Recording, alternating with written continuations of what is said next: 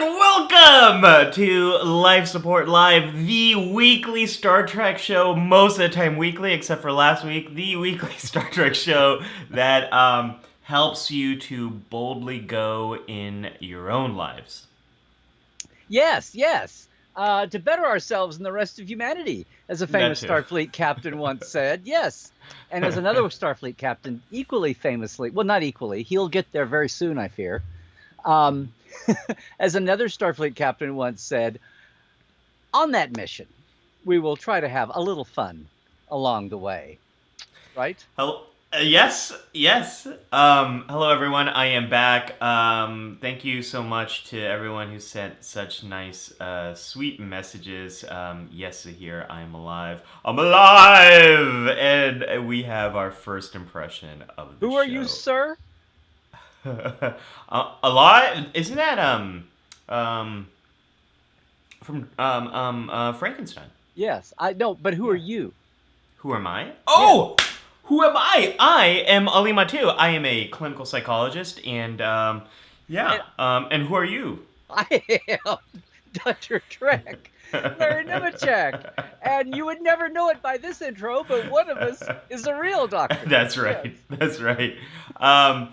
Welcome back, folks. Gosh, these jokes. Libby says he did not have a good rest. I mean, he had a good rest, but it was he could have taken more rest. I could have taken a little bit. I'm about. We all could have had a little more rest this week. Yeah. I'm about 80-90% there physically. And I was sick last week. For those of you who missed last week, so Larry covered for about 10 minutes, and I was off. Trying to rest, and it really did help, Larry. What really helped was just to not talk that day at all. I didn't have coronavirus, but I did have a cold, which hit me hard. But Larry, I just want to check in. While that was happening, this week has been really difficult for those of us on the West Coast.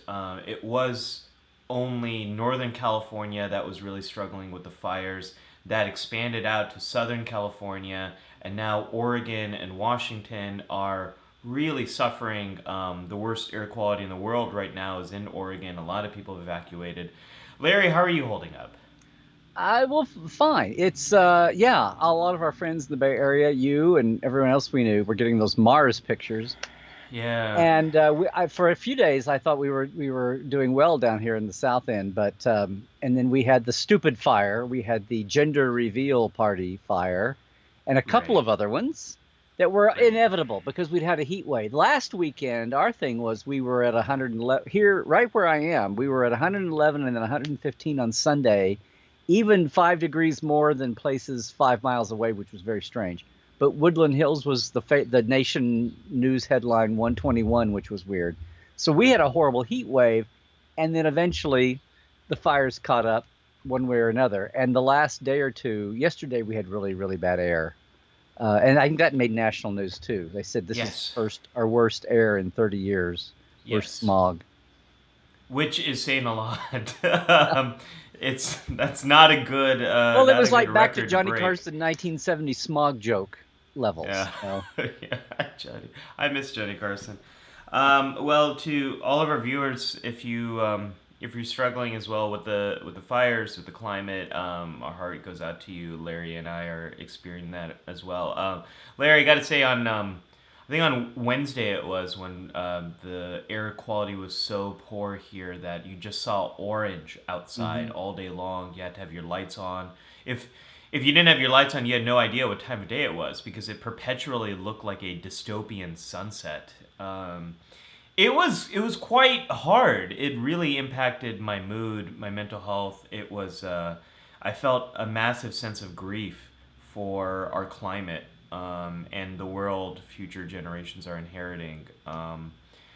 Felt better the next week, and obviously I'm super excited to be here, but we hope everyone watching is safe, and we hope that we can take your mind off things a little bit for the next couple hours and help you to feel a little bit better again. Larry, we're doing this a little something differently today in honor of trying to catch up on what we've missed out. Do you want to explain while I An have some honor. of my coffee black? Yeah, and my Dr. Pepper, my Diet Dr. Pepper, not aspartame. I mean, it is aspartame. It's not Diet Coke Splenda. Diet Coke Splenda disappeared at the end of March, by the way. I just want everybody to know. I'll know the pandemic is over when Diet Coke Splenda comes back. I kind of love that you're drinking Dr. Pepper, Dr. Trek, and this is my professional opinion as Dr. Mattu. Well, back in the days, we didn't worry about such things. Yeah. Um, Boy, we're getting off on the cold. We have like limited time today. We're off on the. Yeah, we're doing a great job of running a snappy show, aren't we? We were going to be so snappy, guys. Here's what's going on, and I just want to say too, thank you everybody.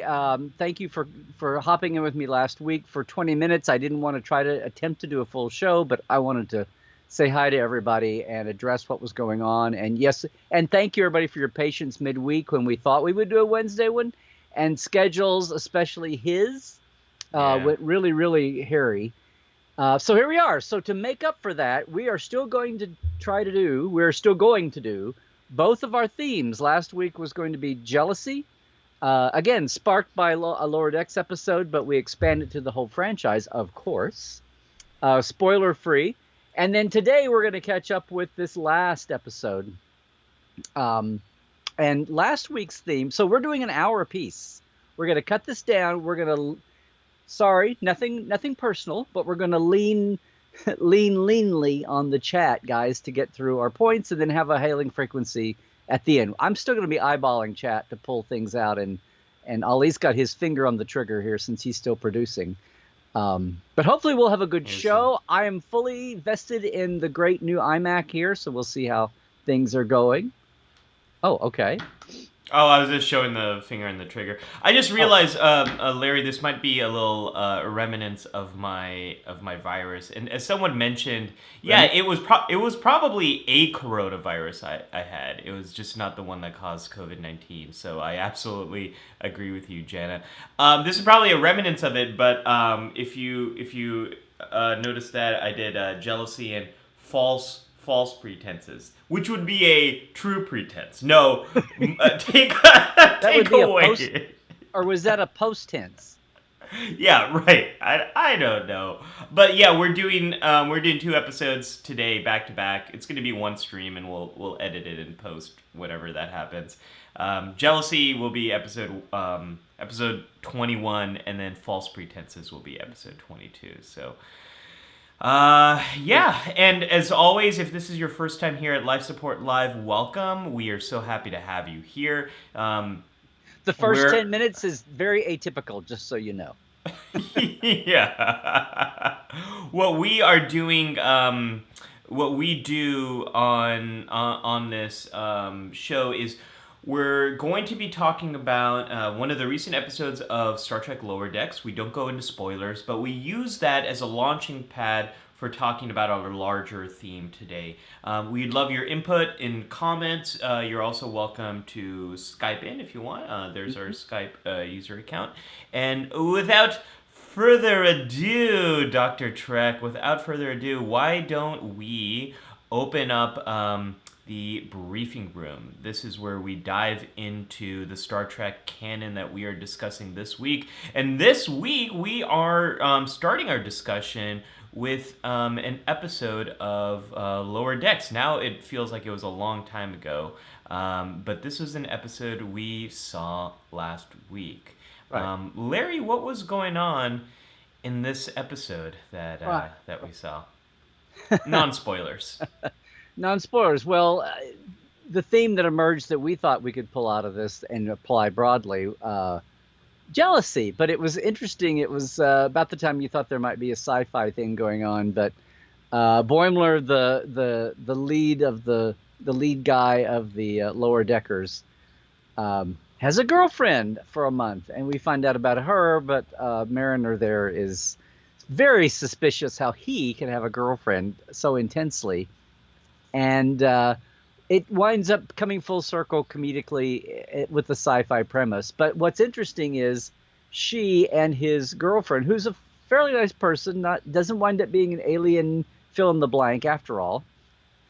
But they're both a little. It's kind of cute. They're both a little jealous over him. And in another vein, we also see that that Tendi and Rutherford um, are working on the Vancouver, another ship, and their chief engineer. Oh, they're a little jealous of the cooler ship and the crew and the tech and all everything that's over there, the situation.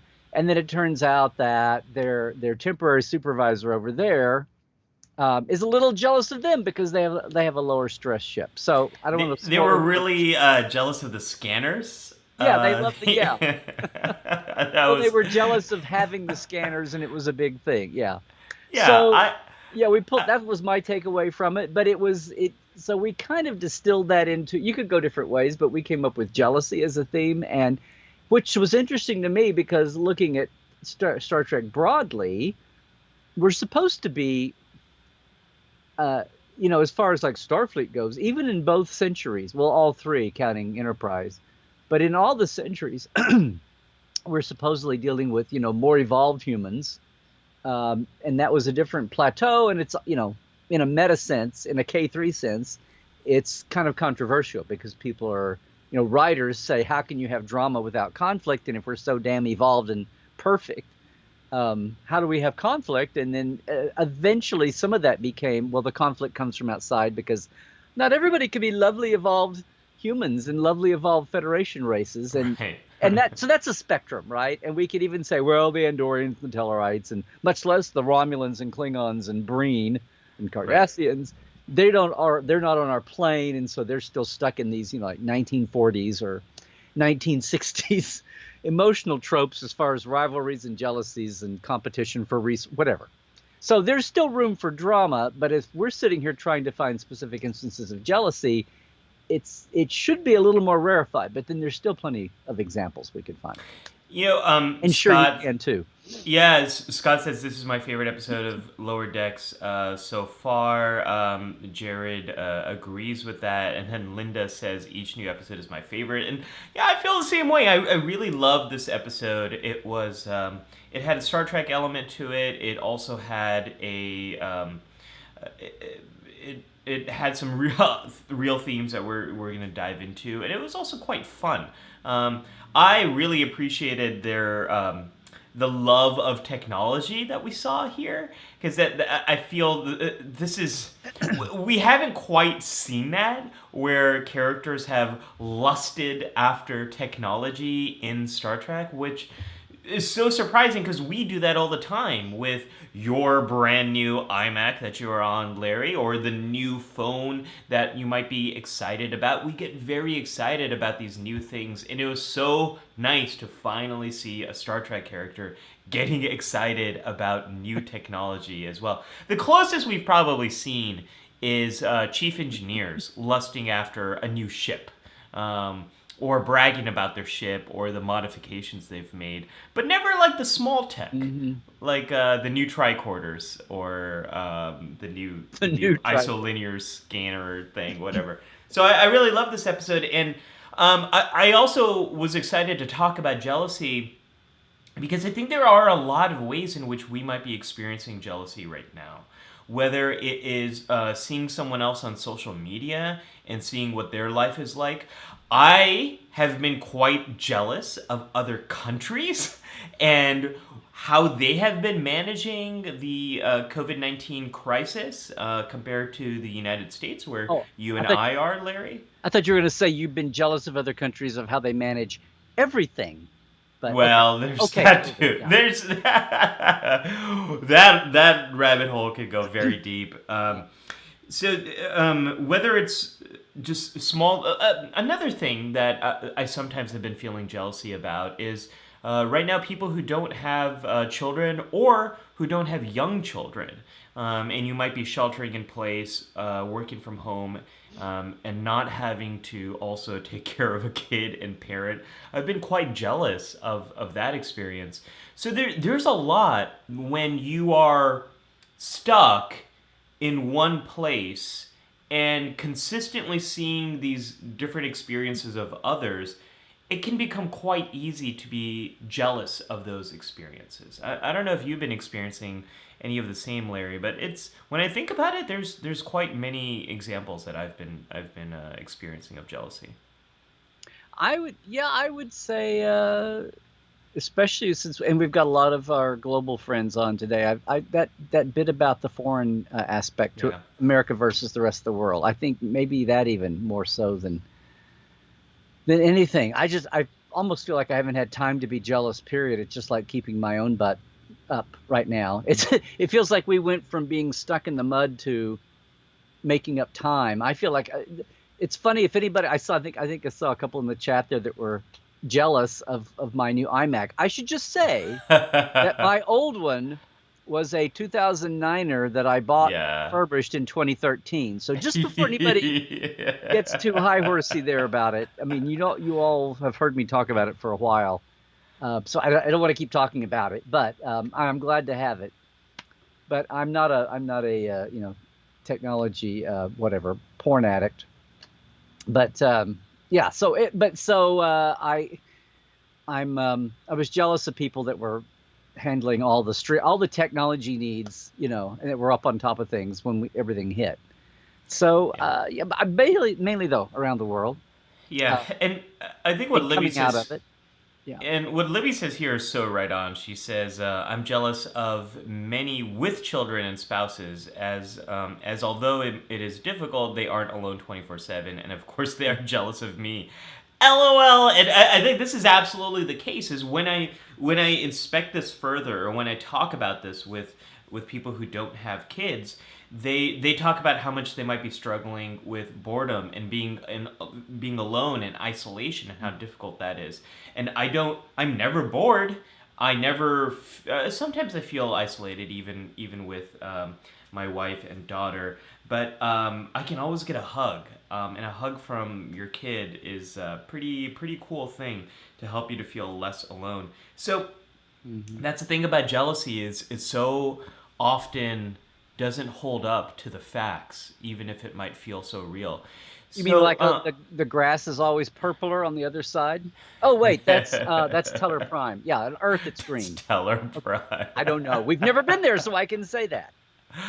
Why haven't we been on Teller Prime yet? Hashtag time for Teller Prime. That's all I'm Yeah, saying. life support, or not life support live.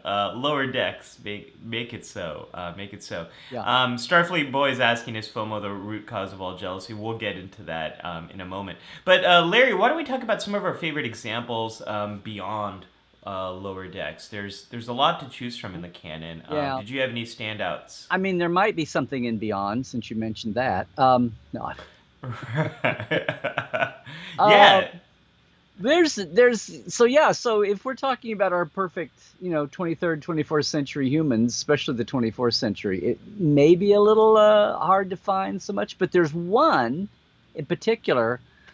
It's hard. The original series, it was, guest star situations. I'm sure. Well, Larry Marvig was jealous of people. Oh, I just thought of that around Miranda Jones in Is There in Truth No Beauty? Hmm.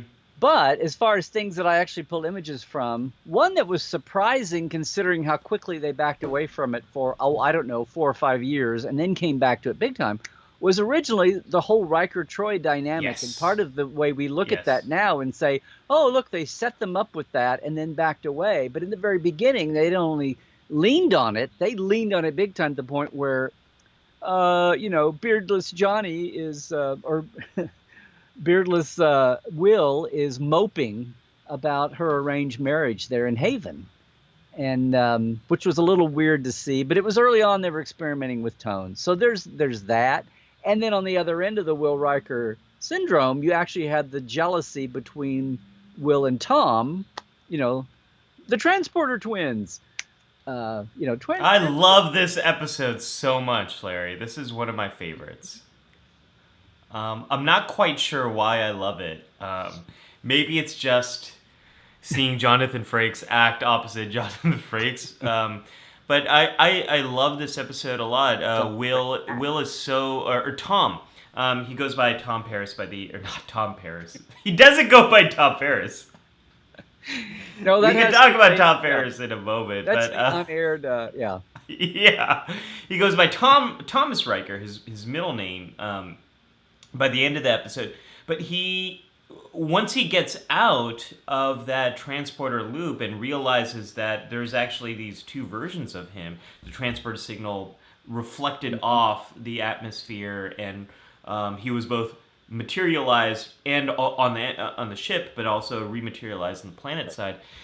He realizes that this other Riker has had the life he thought he was going to live.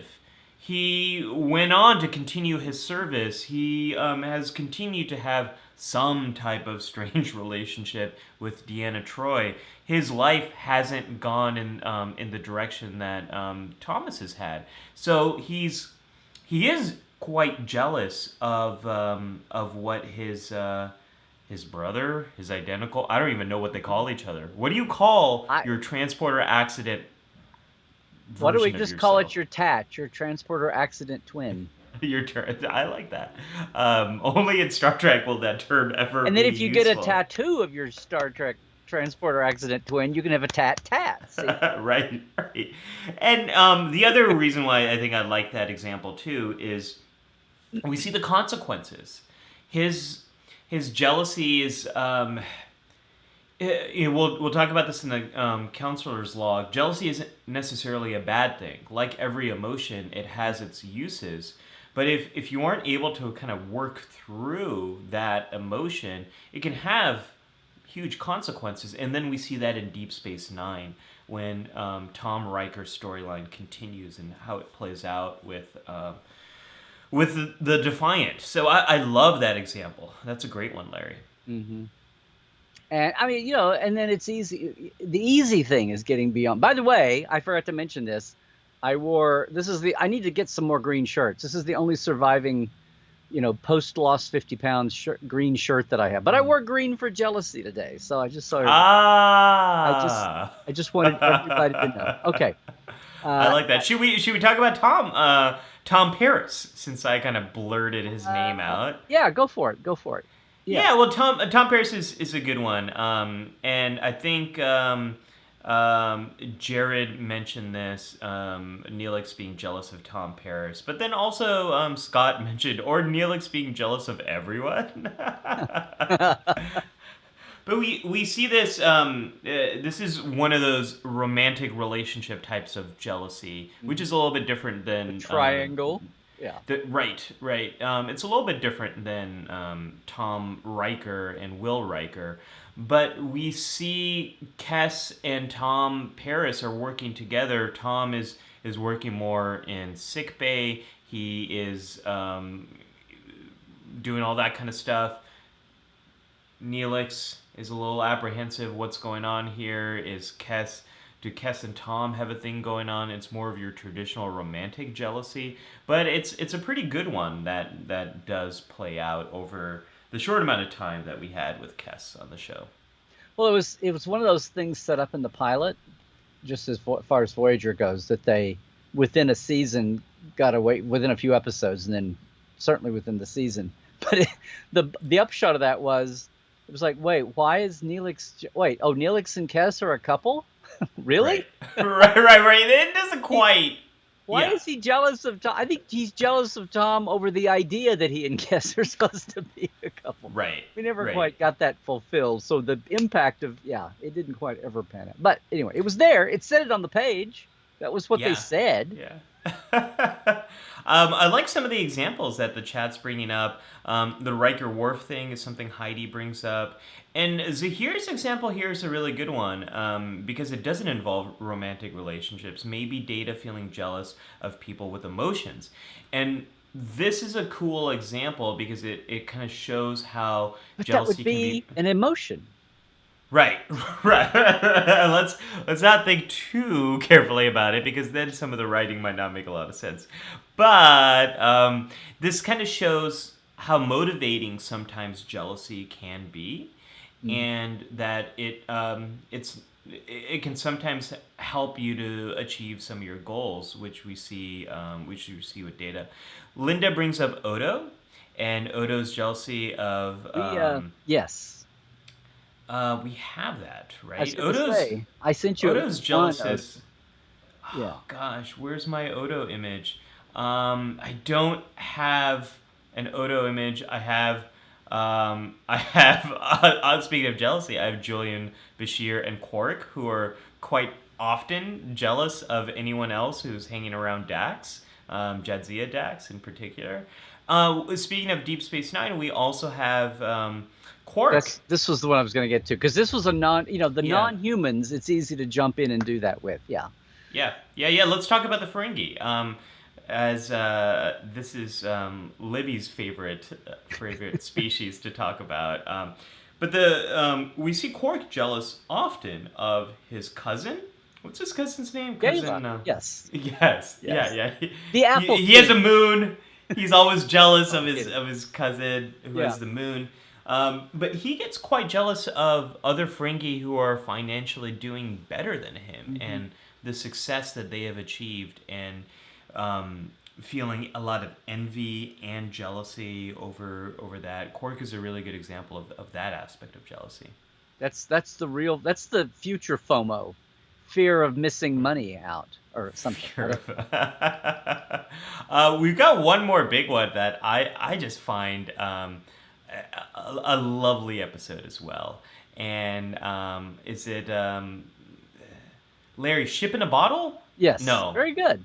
Yes. Yeah? Ship in a Bottle, right. So this is the episode where the two EMHs, the EMH Mark 1 and the EMH Mark 2 meet on the Prometheus, was it? Mm-hmm. Voyager's they aren't able to... multi-vector mode. Yeah. Right. That's for the ship nerds. Okay. That's for all the Lost Fleet Yards people that wandered in. Okay.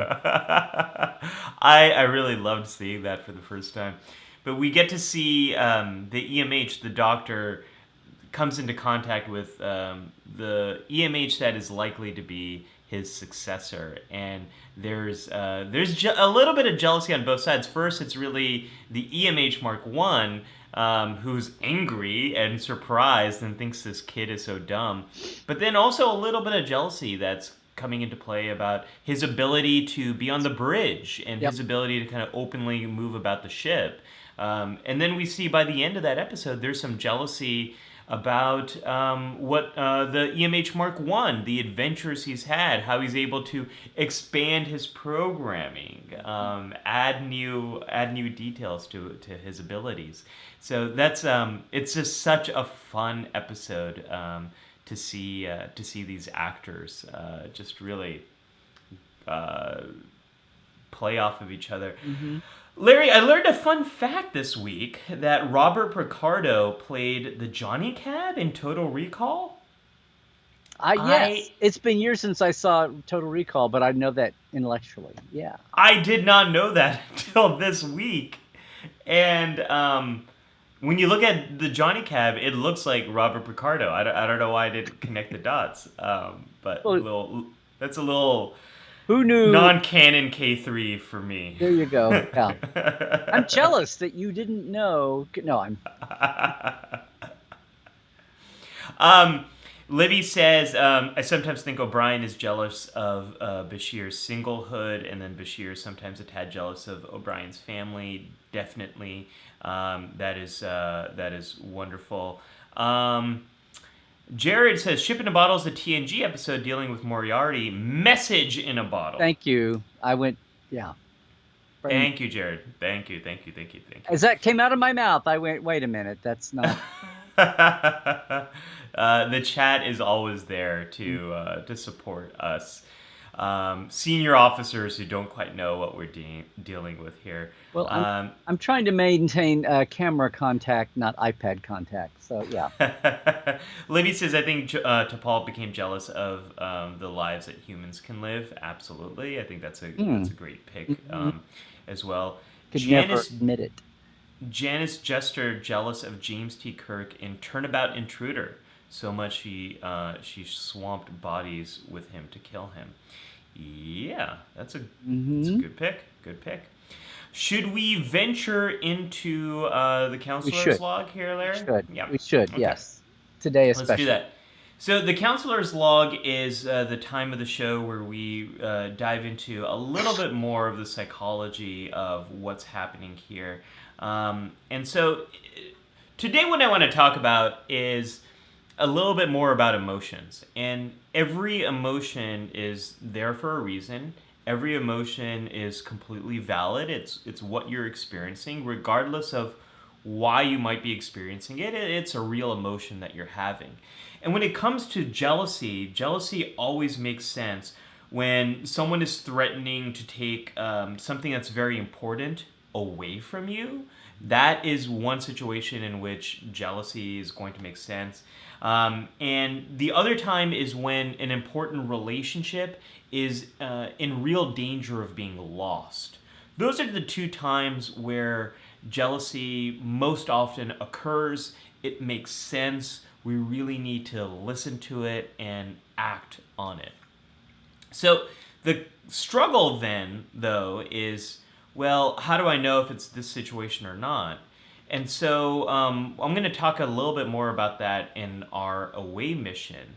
But I just wanted to kind of bounce this off you a little bit, Larry. If we took those examples of when something important, jealousy is going to make sense when something important might be taken away from you, or a relationship is in danger of being damaged or lost. It really makes me think of a few examples from Star Trek. It makes me think about people's captains' relationships with their ships. We see really jealousy play out there, where people don't want to lose that relationship they have. They don't want to lose that command. And it makes me think of that as a parallel to like real life relationships that we've kind of gone through. Star Trek does a pretty good job of showing people's relationships to I'll ships. never lose her. I'll never lose her. Yeah. Right. And I think that's how a lot of us feel with things that we might feel very close to, or people that we feel very close to. So I'm going to talk a little bit more about what to do and when to act on it. That's a really short counselor's log, I know, but I'll have more to say with our away mission. So with that, Larry, let's jump into the K3. Let's do that. Oh, K3, a very short K3 here. Because again, for the most part, behind the scenes Star Trek works pretty well. Works almost as well as the on-camera Star Trek, the universe of Star Trek fiction. There's two huge cases I can think of in Star Trek history where jealousy reared its ugly head, though, and this is without getting too far down the rat hole of who on what crew is jealous of somebody else, which happen all the time, obviously in a workplace environment. But two of the really famous ones, and sadly, one over time we're much more aware of than we knew at the time. Well, both of them actually. The first one was just the fact that back in the original series, here's William Shatner, who signed up to be the lead in a show, and it was his first lead. Well, he had a show for a while called For the People where he was an attorney. But Star Trek was really a high-profile show, and it was in color. And he's the lead, and it's a big deal. And the early scripts are all about him being a lead, and he's trying to bring all this reality and gravitas to it. And, all of them are acting realistically and not trying to have it be a sci-fi show and a kiddie show and all that. And they're trying to reflect what Gene wants, and that be a grounded show. And who knew that in the 60s, where you've got a lead, a second banana, and a bunch of other people, they don't even do the on-screen credits the way we do now. That by the middle of the season, the second banana in this cast is getting as much or more fan mail than him, and getting a lot of attention press-wise. And so Leonard Nimoy and Spock are zooming way up. Well, so here's, by the end of the first year, Spock is as popular as Kirk is, maybe more so. And we don't, and the whole zine, the zine movement of all the female writers that were latching onto Spock, and sexuality of Vulcans and all of that hadn't even exploded yet. And that's the thing that carried the continuance of Star Trek into zines and clubs and conventions, and bang, that's why we have it today, and why we have Comic-Con culture and all that. So poor William Shatner didn't realize he was dealing with history, but in his face, right there in front of him, he's got a guy that, contractually, Leonard is now asking for more money. And you want to reward the person that's helping make the show more popular. But it became a huge issue between the two of them. And eventually, I mean, they almost, Leonard was threatening to leave over it if he wasn't getting, his due. They were making casting lists to recast Spock, including Mark Leonard on those.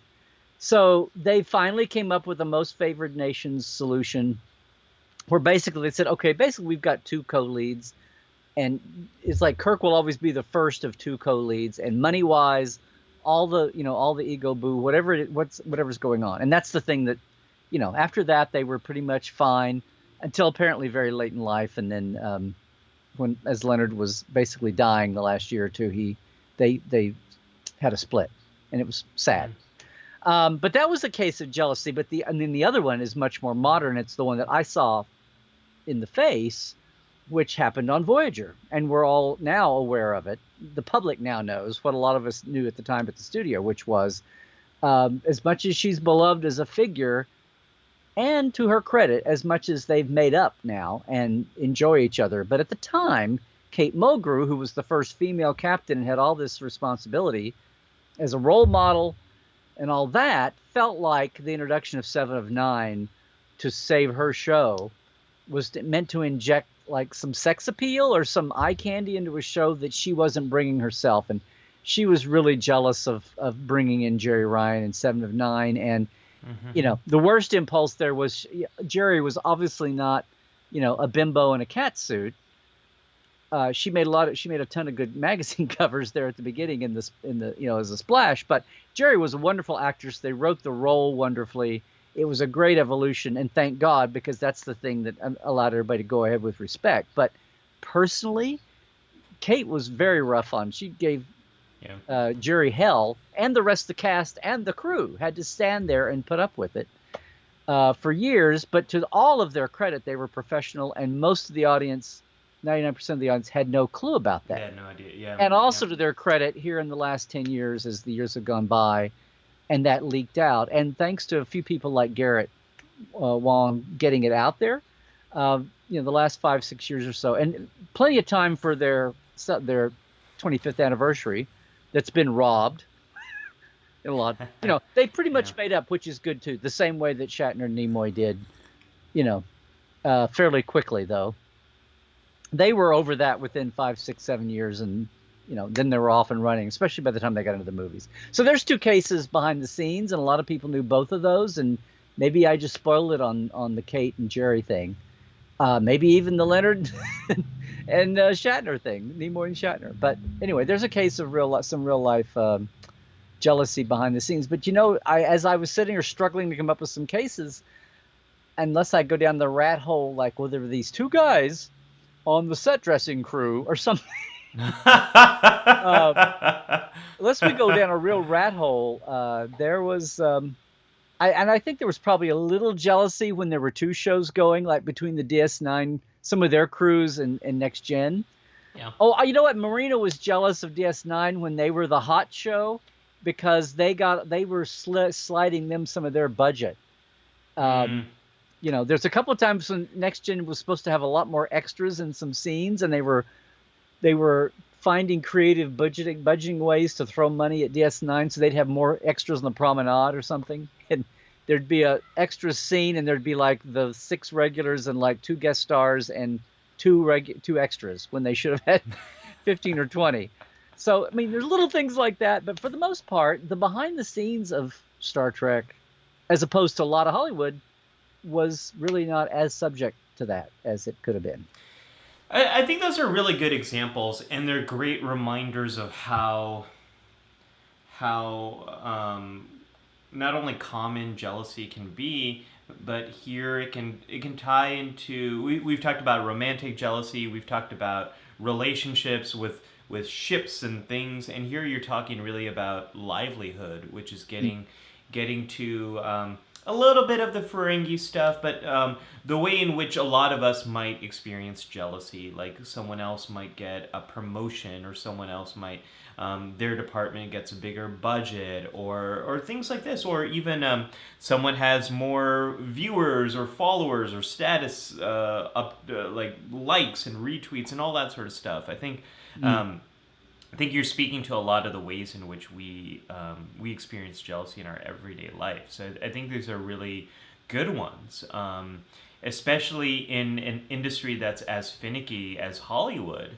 You know, if you're William Shatner in 1960s Star Trek, and you are supposed to have first billing, and suddenly all the attention is on another individual, you might feel like your job is in jeopardy, because that's the way Hollywood does work.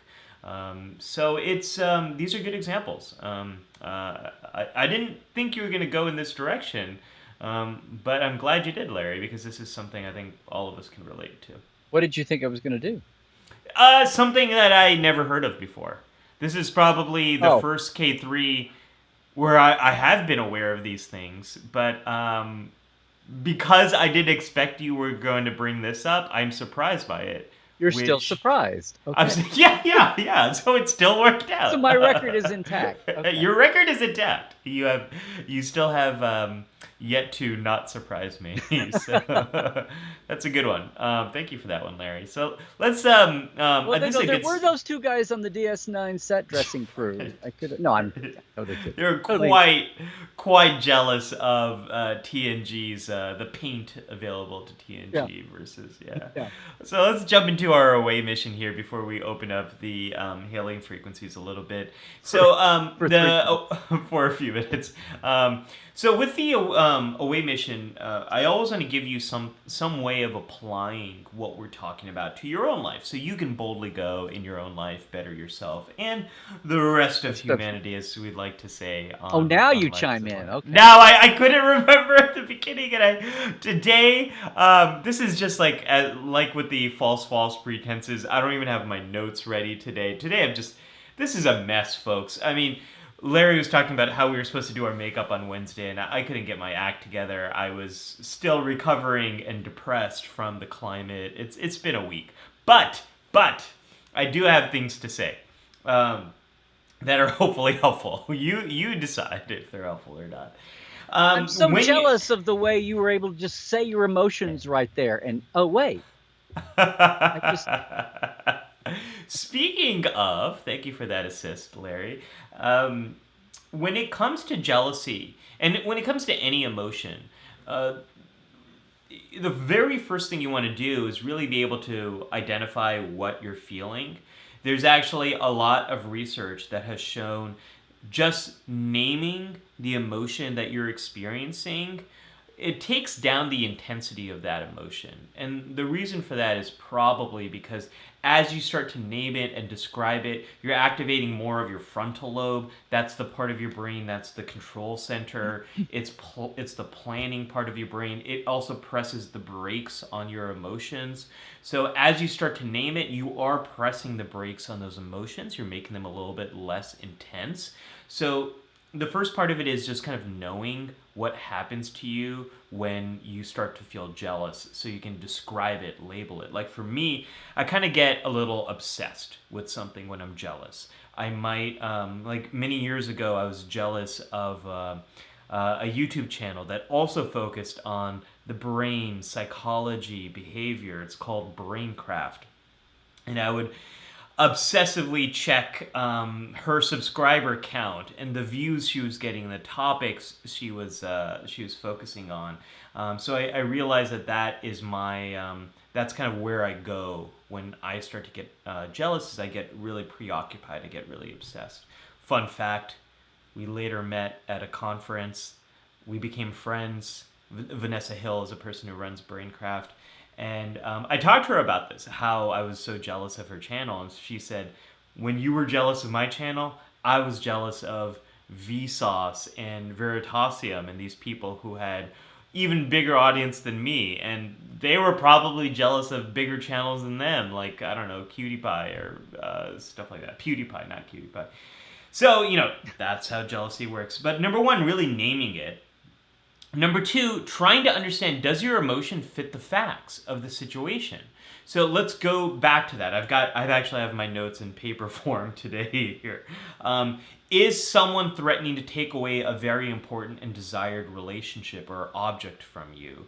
Or is an important relationship in danger of being damaged or lost? So for me, getting obsessed with Braincraft, did her success in any way take away from mine? Was it threatening my channel? No, it wasn't. It's not like we're in competition for the exact same viewer. Zero We're sum more. pool. It's not a zero sum. Yeah, we might be rivals, and rivals can influence each other and they can help each other to better themselves. But it's not like it's not zero sum. Absolutely, Larry. So the jealousy didn't really fit the facts. And if it doesn't, and the other thing I want to think about is, does acting on your jealousy help you achieve your goals?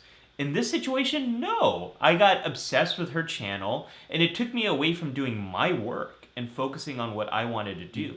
So my jealousy didn't fit the facts. It also wouldn't help me to act on it either. So what do? Well, you got a few things. Practicing the opposite of the urge of jealousy. So letting go of trying to control other people.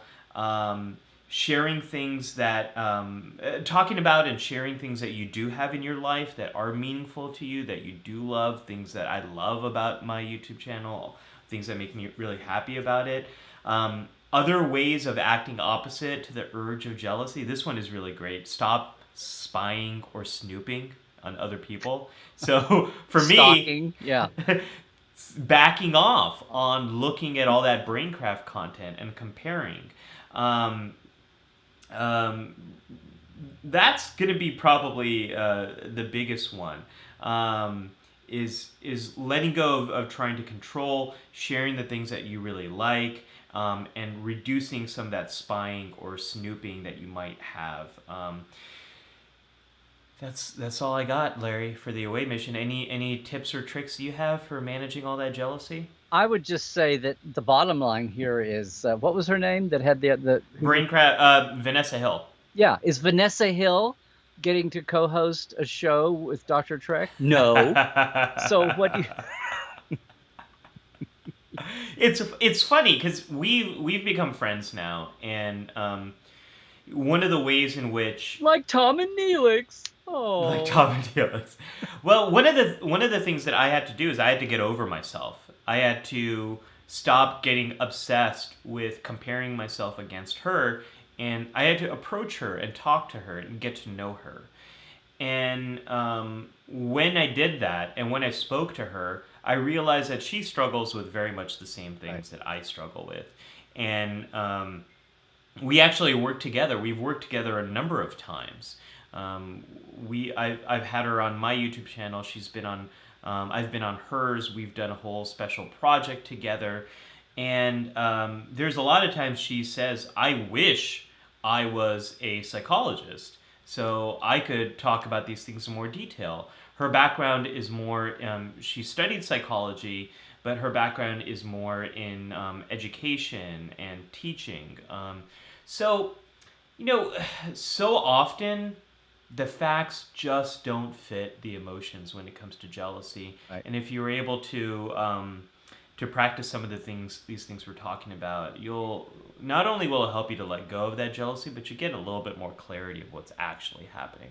I think and just something that occurs to me, and this is probably something I've done too, is if it's not so much if it's a personified target for your jealousy, like she was for you, Yeah.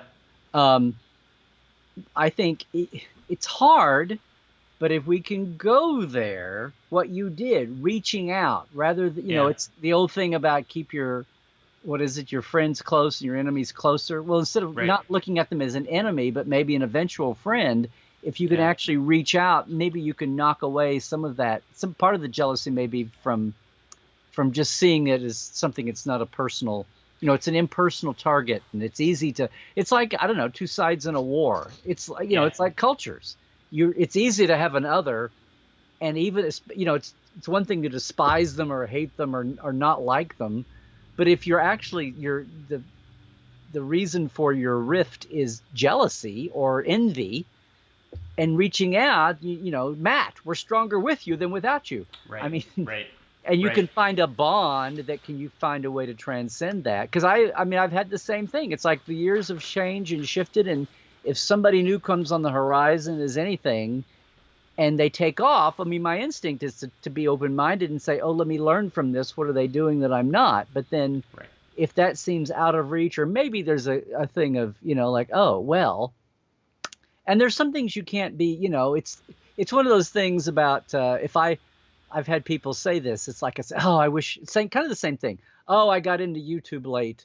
I was leaning on everything else, but now that's the currency of modern time and viewer count. And as you know, I mean, I'm Yep. jealous of you and your damn 80, 90,000 YouTube.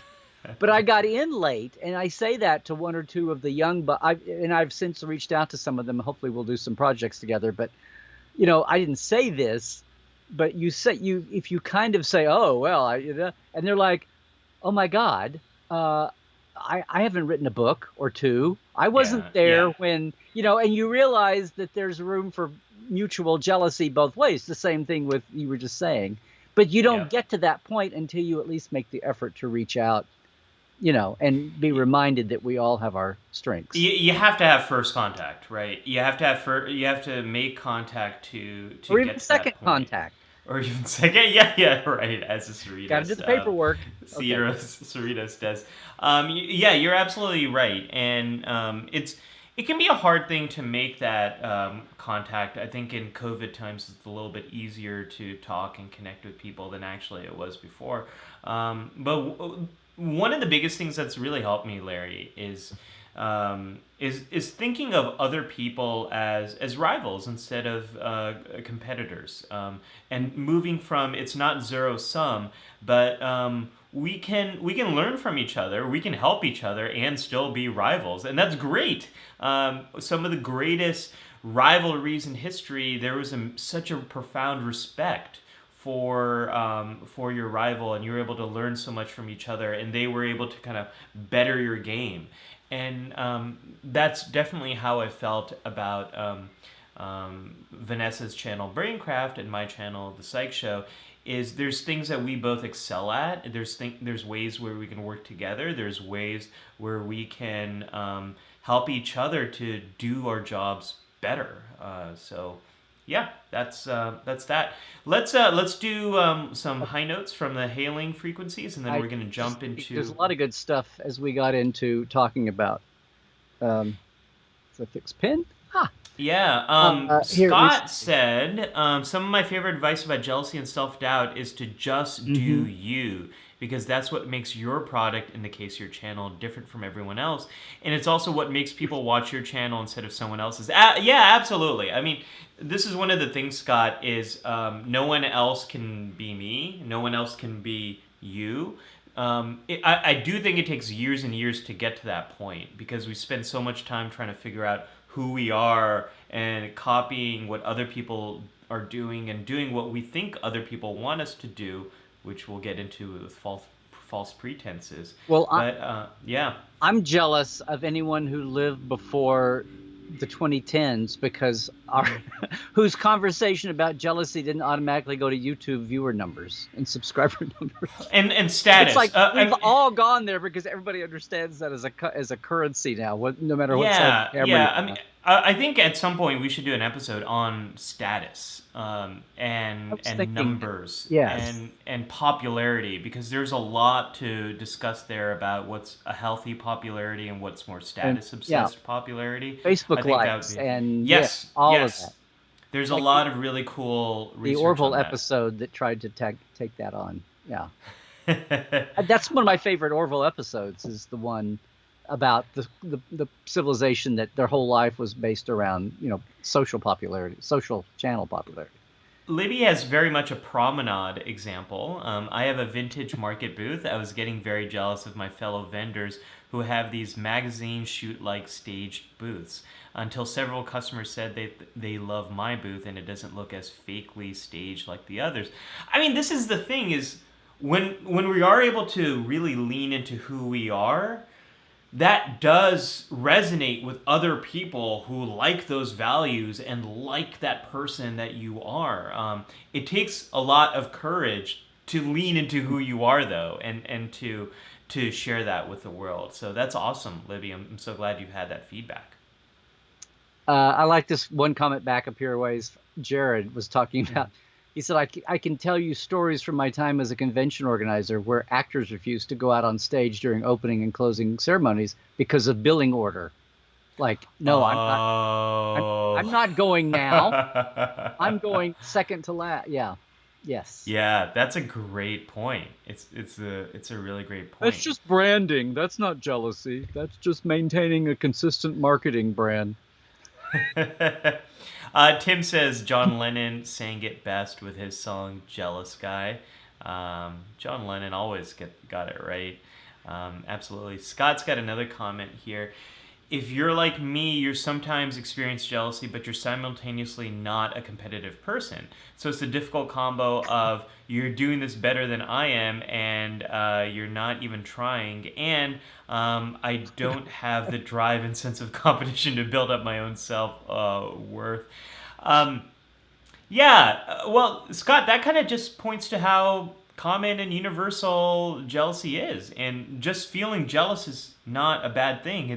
I think people, Larry, I think people feel the same way about jealousy as they do with anger.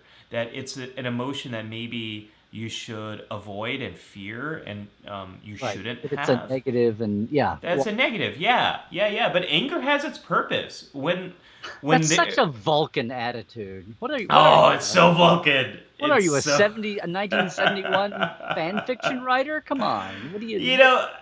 know, sometimes we all need to lean into our inner Tellarite and just say it as it is and get it off our chest. These emotions are there for a reason, and sometimes we just need to express them and Or our share them and kind of work scratched through them. face evil half captain. Yeah. um, oh yeah, Jared says Rivals. There's quite literally a DS9 episode about Quark's jealousy and another bar called Rivals. Forgot about that. Thank you, I Jared. thought of that, but it was like, are we gonna have one more cork? I know. We could spend so much Wow, time diving into that. Can I just be shocked here for a Yeah. minute? Starfleet Boy on YouTube is referencing a Jim Reeves lyric, which I'm blown away because I thought I was the only one left in humanity that was, especially in this crowd, that would know who Jim Reeves was. But okay, yay. A stranger is just a friend you do not know. Love it. And thank you, Starfleet Boy, for subscribing to the Psych Show. I got a new video coming out this week. Jared, I know you've been very patiently waiting. Larry, I looked last night. I have not come out with a new video, a new regular video since we started Life Support Live. Correlation or causation? I I'm don't know. sorry. Hey, I I don't know, feel lucky but I that got we've even some. got you for Life Support Live. How, because of the what's the name of the other show that you're working on? Oh, self-evident. PBS is self-evident. Yeah, we got a great episode coming out on Monday. It's about music. I think you all are gonna love it. Check out PBS Voices for that new episode. It's coming That's out on. very It's soon. PBS, but it's online. It's not. Yes, it's all for free, all online on PBS Voices, the YouTube channel. Larry, we got a second episode to dive into. Yes. Should we recalibrate the warp core and take a trip around the sun and also invert the transporter and get the I'm thinking of flipping to short range sensors, and sensors? yes. Let's do it. Let's do it. So let's rewind into the briefing room. So we are talking about. Are we going to record these as just one chunk? I don't know what we're gonna do. We can always dub in a new intro for these later, but let's kind of rewind. So we're talking about false pretenses now, and this is this week's episode of Star Trek Lower Decks. Larry, we just watched this episode recently. Let's dive into it. So, in a non-spoiler way, what was going on in this week's episode of Lower Decks? Well, this was an interesting one, and this I felt like this one maybe really exploited. Well, I guess they all do, but I really like the angle this one exploited the whole concept of the below decks guys versus because you wouldn't have this. Well, you would, but it would be a different level. But basically, you had the screw up that no one knew was a screw up because he was doing such a good job of keeping up a false pretense. Or Mm. maybe what's that? What did we used to call it? The Peter principle, where you get to a certain point and then you get promoted to a remember this you get promoted to a certain point. They're in a service military situation, but even in work or whatever, where you're elevated, you're plateau, you're promoted, you're elevated, and then you plateau out. Right, But everything right. is about seniority or whatever, and and then you get Yeah, to the there's point you're where running to a ceiling, yes, and yes, there's only so many more options. only so It's many basketball there's players can be NBA pros, right. right? Only so Yeah, many people can get that C-suite office. There's only so many VPs, all that sort of stuff. Or in the military, there's only so many captains or admirals, all that. Yeah.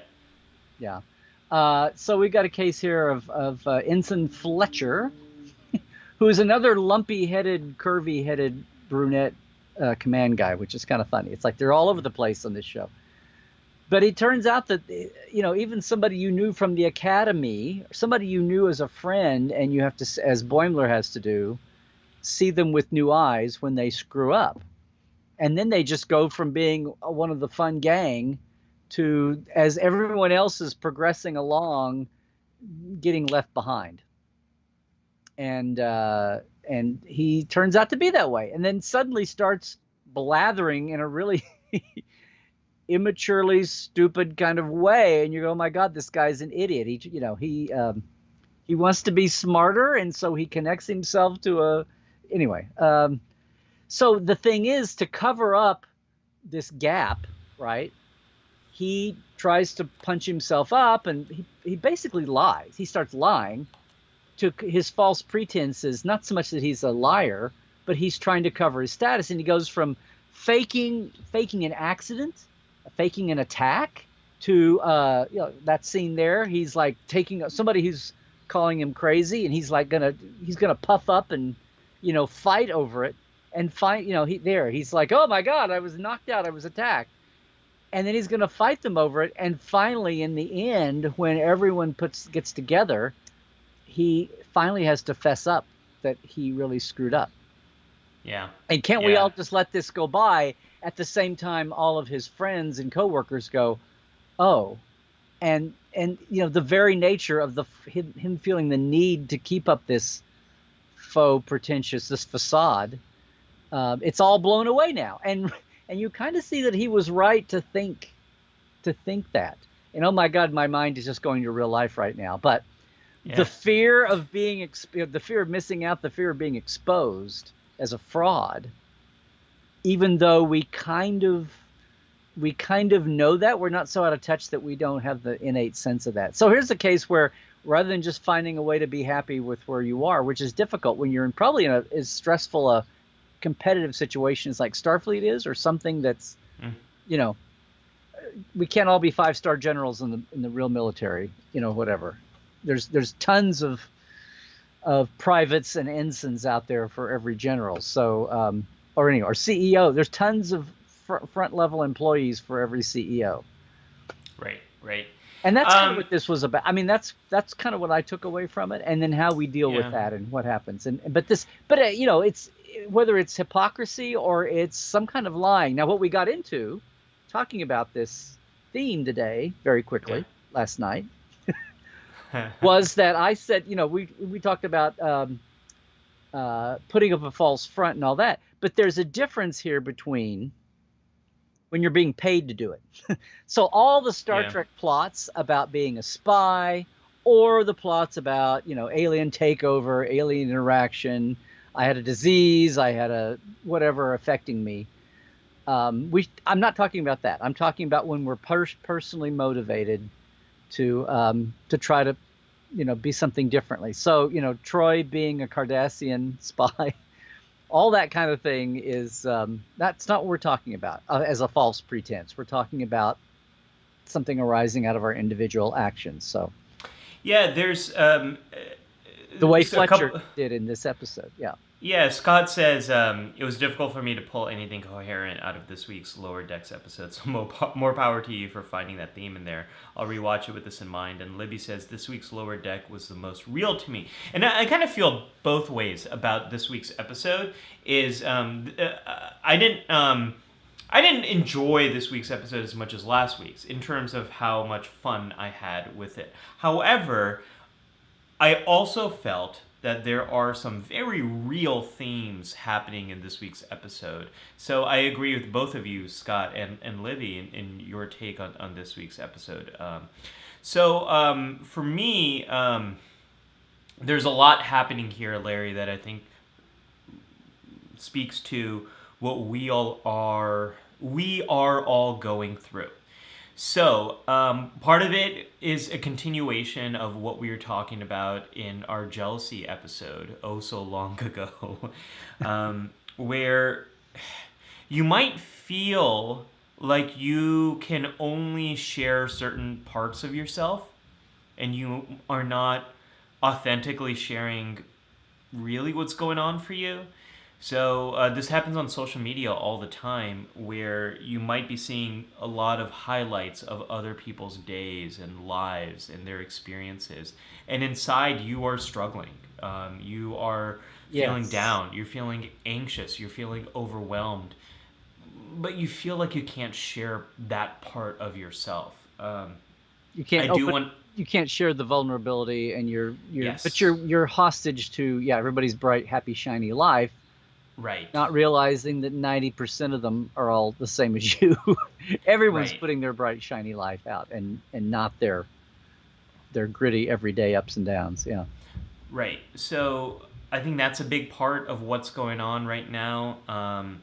And yeah, this can get complicated very quickly. Like when you think about the ideas of like misinformation. On the one end, there is unwittingly sharing something that might be untrue, and then there's believing something that is untrue. There is intentionally sharing a falsehood, and then there's intentionally trying to create deception and misinformation and propaganda and all of that. It's a whole spectrum of stuff, and we're not talking about the more industrialized. Yes, yeah. We're not talking about the propaganda or espionage or big attempts at manipulating large groups of people, but we're talking about accidents, like accidents.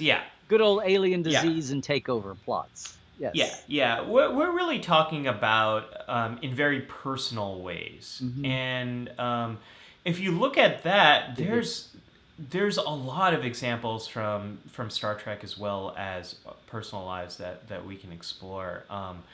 The very first thing that came to... Oh, and I should say, Tim says, wasn't Troy a Romulan spy, not a Cardassian? It was Kira who got surgically altered to look like a Cardassian. Very good, Tim. I was just seeing who was awake this morning.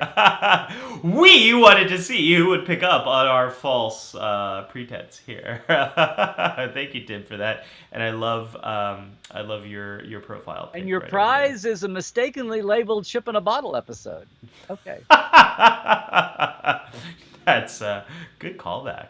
Good callback, Larry. The last Larry, show, yes. There's a lot of great examples from the canon. Where would you like to go first? Oh well, I'm trying to think. I think the first thing that went, for one thing, my what kicked in. I know what your first instinct was, which is good. But my first one. Again, we're in a world of supposedly perfect Starfleet humans in the 23rd and 21st centuries. But so it's like if you're doing a false pretense and you're in Starfleet, there's something really, really deep going on. And the first place I went to was Dr. Bashir and his and his illegal genetically enhanced background, which was out of his control. And he wasn't. His parents were pursued for it, but he wasn't. The mini K3 on this is that it was a thing they cooked up for the fifth season, yeah, and And Sid, Alexander Siddig, there as the actor, was like what? This whole time I've been playing which, to their credit, to the writer's credit, that you could kind of weave it in. And some of the arrogance of Bashir and all of some of the story bits, the pre-ganglionic, I mistook one thing and I Right, wasn't right, valedictorian. right. That all kind of fit. It was like, okay, my Oh, cover it's is going to so be that I'm not beautiful. that perfect. And I love that image there because, he and O'Brien's interestingly buddy relationship, the biggest ripple of that was, I'm going to stand back farther when we play darts. Yeah, yeah, You yeah. know, that was kind of the upshot of that. But then they, of course, then they use it to go forward. They play with it. But Yeah. that whole ramification but there's a case where even in perfect 24th century, you're keeping up one of the few times you're keeping up a pretense. But it's like DS9 was full of that, and I think it Yeah. was it you that said everybody in Yeah, we can talk about any character in Deep Space Nine. But Larry, that's the or problem with Picard life or support live. Discovery, I think was yeah. Right, right, right. Discovery too. When we come into these false pretenses, is full of it. The problem with Life Support Live is every week's episode can apply to nearly every character on Deep Space Nine. But that just speaks to the psychological complexity of that show. My first, Well, and then I'm laughing to say also apparently the new and some would say this is what their issue is, like also Discovery and also Picard, because we've got some here. But yeah, well, broken people, all the broken I people. Where I do they think all belong? where do they all? Where do they all come That's our second Beatles reference of our 2 hour recording. Wonderful reference there. Um, one of my favorite Beatles songs, I didn't sing it. actually. No, but I could. One, two, three. All the broken people. Where do they all belong? Um, It was a parody of that Dr. Domino used to play. Okay. what was I gonna say, Larry? Ah, yes. I was Blue gonna say Rebel. Julian Bashir.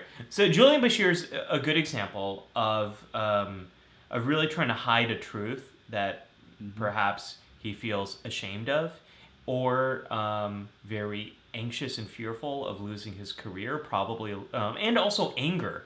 I think there's anger at his parents. There's shame at breaking the rules and maybe doing so well in this field for a quote unquote unnatural reason or an illegal reason, having this advantage that other people don't have, and then also a fear of losing his career if this is found out. There's a lot of motivations that might be pushing him to these And he false had nothing to do pretense. with it. He And he didn't had nothing. control it. Yeah. Yeah, Yes. yeah. He never asked for this. He was a small child when they did this. Um, the other character that comes up is the other character in this image, which is O'Brien. And I think there's many times where O'Brien, and I'm not talking about his undercover work with Starfleet Intelligence and the Orion Syndicate. I'm not talking about that stuff. I'm talking about the times where O'Brien is hanging out with Julian because maybe he doesn't want to go home and be with Keiko because maybe they're having some trouble in their marriage because she's kind of sacrificed her career to be on Deep Space Nine, and they're doing it for his career, and all the different things that were going on in Stresses. Yes. all the stresses, or maybe it's because of the stress of Kira carrying their child, which Surrogate. was Yeah. Yeah. yeah, which was a wonderful way of hiding Nana's pregnancy while maintaining her character is just brilliant. They had brilliant ways Hey, of working I'll around handle the this stuff. K3s around here. Ha! I'll stay in my lane. No, no, no. O'Brien's O'Brien's false pretense is so universal, and it speaks to what I'm going to talk about in the counselor's log of how we might tell ourselves stories and really start believing those stories when they might not actually be true. But I think what O'Brien does there is something that we all do quite often. So that's an example that came up, and you've got another great Deep Space Nine example, Larry, that I want to put up on screen. Oh, the one-off. Um, Yes. Wow. yeah, let's talk about this one right here. So Amon Maritza, this Cardassian. The great thing about the episode is first season duet. I mean, I remember when that flew by, and I was like, oh my god, that's to me that Yeah. was easily the best in the moment. I mean, the pilot was great too, but duet was a great, and it was duet. It was Akira, Amon Maritza's show. Everybody else was kind of on the sidelines, and it totally took um, the Nazi Jewish, or excuse me, the Cardassian Bajoran struggle, conflict, who's the bad guy, who's the good guy, who's the oppressor, who's the aggrieved, and turned it inside out because in a personal way, because here you've got a guy who's presenting this hateful Cardassian, I will be unbent. You were so lucky to have us running your pitiful little planet guy that you expect to be your worst stereotype of the worst, who's been hiding supposedly and claims to be the butcher of Galatep, right? Who claims to be the notorious whatever, the Himmler or the whatever of this camp, who's been a wanted war criminal who no one ever found. And yet in the end, spoiler alert, in the end you find out he was this little file clerk who felt so guilty for what his people had done that he was going to come out and basically martyr himself out of his own personal guilt as a way to make, and not tell anybody. Like he wasn't going to tell anybody at the end, thank you. I now feel, on his deathbed, thank you for killing me. I felt so guilty for my people that I made you kill me thinking I was this horrible person. I have now died for your sins. Right? Yeah. And they expose it, and she doesn't crush him at the end, but they expose him for you're not really the butcher of Galatep. Who are you? And they find out he's just this file clerk, and they're letting him go. And then a random mob Bajoran person comes up and kills him because they think he's still that, and so it's this horrible tragedy. But he's keeping up this false pretense for his, I don't know, for mental health therapy martyrdom. I mean, it's really but it's just a fascinating. But he is Harris Yulin, who I heard was really a bear. He's passed on now, but he was really a bear to work with. But he's so intense in this role, and it totally works. And it was like such a standout for first season wobbles of any show, and that was came late in the first season, but it was such an amazing episode. I think it's on everybody's list of top 10. It's on everyone's list. Yeah, I was just going to say both Scott and Jared have said that Duet is in the top 5 Star Trek episodes of all time. And such a wonderful episode that really establishes aspects of who the Cardassians are and how they're unique and different. And also this occupation and the themes of the occupation that are going to play out over the course of Deep Space Nine, the allegory to the Nazis. It set up so much of what was then paid off later with Ducat, and it's just it's one of the best, and so uniquely speaks to what we're talking about with these false pretenses and how they can be relatively benign, from what we're talking about with O'Brien, to intentional, what we're talking about with Bashir, and to a very gray area, like in Duet. And how much of that was intentional? How much of that was something that he actually believed himself? It's unclear. When did the lie become the truth in his mind? And unfortunately, our minds are definitely capable of doing this. It's something I'll talk about in Counselor's Log. That's a beautiful example, Larry. Can we? And then if we want to segue some more, maybe the false pretense is getting back to a little bit about the jealousy. We were talking about lost status. Yeah. Maybe one way of coping with that can also be, and I've got a next gen example here early. If you want to, cue it up there. which I Let me redirect power to the view screen, and there we are. yeah, Kaczynski, who never got a first name, so that's part of what he's jealous about. No, He also didn't get a badge in that screenshot. yeah, well, he was like he was a civilian, which was bizarre. This was early. This was like the sort of It's early TNG. Yeah, the lots fourth of or wild fifth stuff show. happening. Yeah. But the Traveler. I was trying to find one with him and the Traveler in it, but this was such a great picture about him looking. Oh, put it up again. Yo, you got it. You got view screen forward. Yeah, there we go. Enhance and magnify. No, he's coming in as the great propulsion rocket expert here, the great warp expert, theoretical physicist, and he's a fraud. He's got them doing all these wacky doodle things that even a kid knows he's being even Wesley knows that it's. And then you find out it's this alien, and that's his species, the Traveler, and he's transdimensional, and he's really a Time Lord. Oh wait, that's Crossing Streams. Nah, Or something. I love it. I love But you find out it's not really him, and it's not really. First, they just think they're all impressed with him, and then as the episode goes along and things are going haywire, and they're in another part of the galaxy, then they've made a jump to another galaxy. Maybe they've made a jump to another dimension, and he's doing it all without spores. That maybe he doesn't quite know everything. Like it's kind of like Daystrom when he loses control of M5. It's only even more so.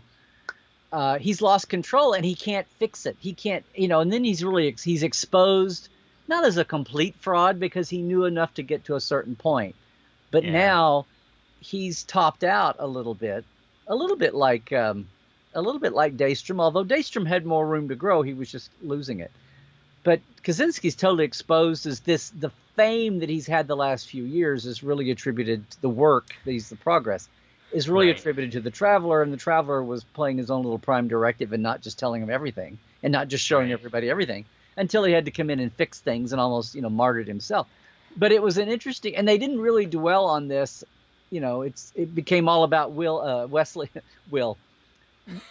and the Traveler at the end, and not some, and then Kaczynski was like the big plot bit until the end, and then he's kind of like thrown aside. Oh, you're a fake. No, let's concentrate on this weird guy and Wesley's lesson of the week. But if you'd gone back to him, it would have been interesting to see, okay, so we're yanking your whatever happens, you're losing your Starfleet contract, but we don't have contracts because we're post scarcity. So right. Whatever. But it was a moment where this guy was obviously keeping up a false pretense out of continuing his status, continuing his self-worth, his self-identification, whatever. There should have been a later plot where they might have handled it a little nicer, a little more. Well, I'm glad you're bringing up this example, Larry, because there's, again, so many real-world applications here right now. And so on the individual front, we can talk about how the stories we tell ourselves and what happens when we find out part of that story is not true. This can often happen if you later in life relearn or you get exposed to some information you didn't have that's a core part of your story. I'm trying to think of examples of my life that relate here, and one thing I just had to this is a very benign example, but and she's probably not watching this video, but there was a girl I sat next to in 5th grade, and I always thought I know her name was Heather, and I always thought she didn't like me, and years later. Didn't like me in terms of thought I was dumb or stupid or all that kind of stuff. Not like I had a crush on her. I just wanted to be friends with her. I thought she was cool, and I thought she didn't like me. Well, years later, probably 2005-ish, when Facebook was still relatively new, we reconnected on Facebook. We messaged, how's it going? What's your life like? This is when social media was kind of a happy place. Right. Grandma! And, fellow classmate I haven't seen in 20 years. Yeah. Right. It was that phase. And I found out that she always thought I didn't like her. And it just kind of, it was one of those moments where I was like, what are you talking about? All these years, I thought you thought I was dumb. And she's like, all these years I thought you thought I was dumb. And Sitcom it, City.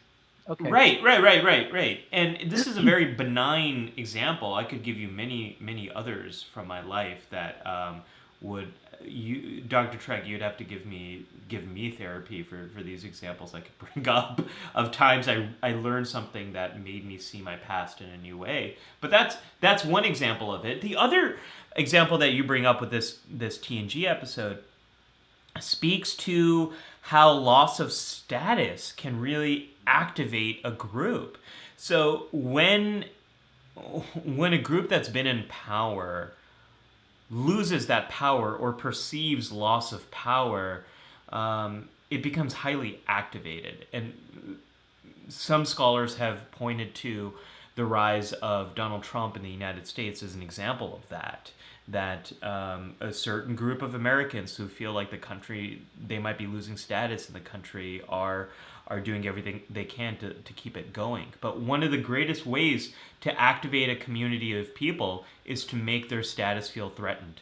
There's a lot of danger that can happen as a result of that. So I think that's another real world relevance right there from that episode. I mean, we've been talking about individual cases here, but as a mass, I'm trying to think now, and maybe we'll have somebody jump in the chat here in Star Trek of a case of mass false pretenses or false.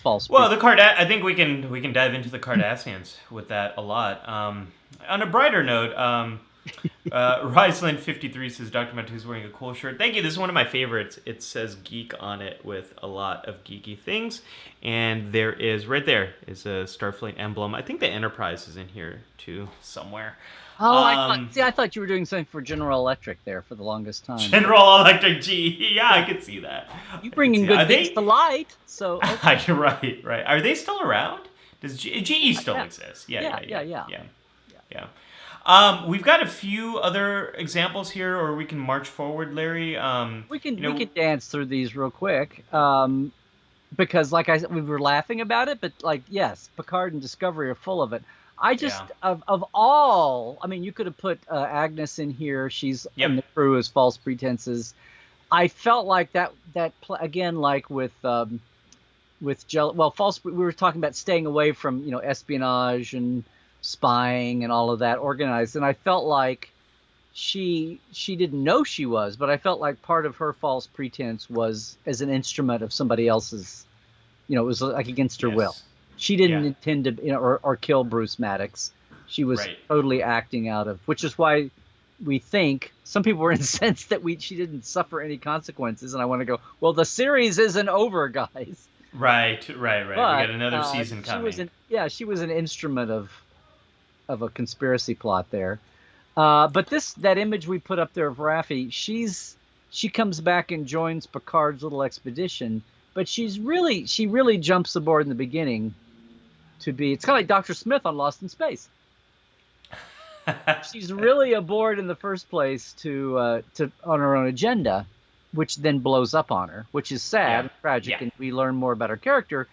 And after her own agenda blows up and her false pretense is kind of exposed, although not really, but to herself, then she decides to hang around because she's a regular, she might as well. But she came aboard I want to say false pretense. It's not like she didn't say I'll go with you as far as Free Cloud. She didn't totally pull a spy mission here for herself, but she went ahead and hung. Anyway, I just thought she didn't tell. She had her personal. She had a personal reason for joining that was not completely made clear to Jean-Luc, to JT, as she said. And then reinforced by the fact that she came back. Not JT, JL. We're both a little off our game today. Can you tell we're a little rusty? Yeah, we're a little rusty. Like we're all in a ship in the bottle. Okay. Anyway, but my point is she came back and that was not like part of the plan. So false. But So, oh, go ahead, Larry. Go no, I ahead. was going to I say don't. so. But the other one of the modern show, and we've still got another couple here. Um, but the other one, I guess even I don't know of the modern shows of the Yeah. Kurtzman shows, maybe the biggest one is the one here I've got, and I've got it personified through his reunion with an old girlfriend, although they're both high up Eeh. flag officers. Yeah. Yeah, is Lorca's case, right? He's you know, Right. Right. and even though it's about I'm really from the mirror universe, the Terran Empire, and I'm using you guys. It was really an individual. He wasn't part of a big, master plot. It's his own agenda. It's his own thing. So I categorize that. That's a completely false pretense, and he kept it up for I don't know several episodes. And Right. he's finally, maybe the person he's closest to in history is the first person to expose the audience to the fact that what's going on here, and that's what the scene there was from. Uh, You were like grimacing and wincing. well, it's just everything about the character and what's wrong with the character, and I think it's just right there in that image. So yeah, no, I hear you. Just a few things for our comment section. I think this is a comment. Tim's comment is something probably every Star Trek fan will probably agree with. Tim says, "I agree. Discovery and Picard were definitely full of it." Now, you can take that however you will. That Whether was your they're Tim full, trigger, Tim. Yeah, that was. yeah, whether they're full of examples of false pretenses or full of something else, Tim, I think your comment will please everyone. Jared's got some great examples. The Voyager episode "False Prophets" is definitely a good episode or a good example of that. Ash Tyler on Discovery. We keep bringing him up every week, Larry, and we both also don't want to talk about that example Well, too much. we Ash Tyler is an obvious one from an obvious show, but Yeah. he was really the extent of a plot by Laurel and the Klingons. Right. I mean, it's like he wasn't. Right. It's not like that was something he did on his own, so that's why we discounted.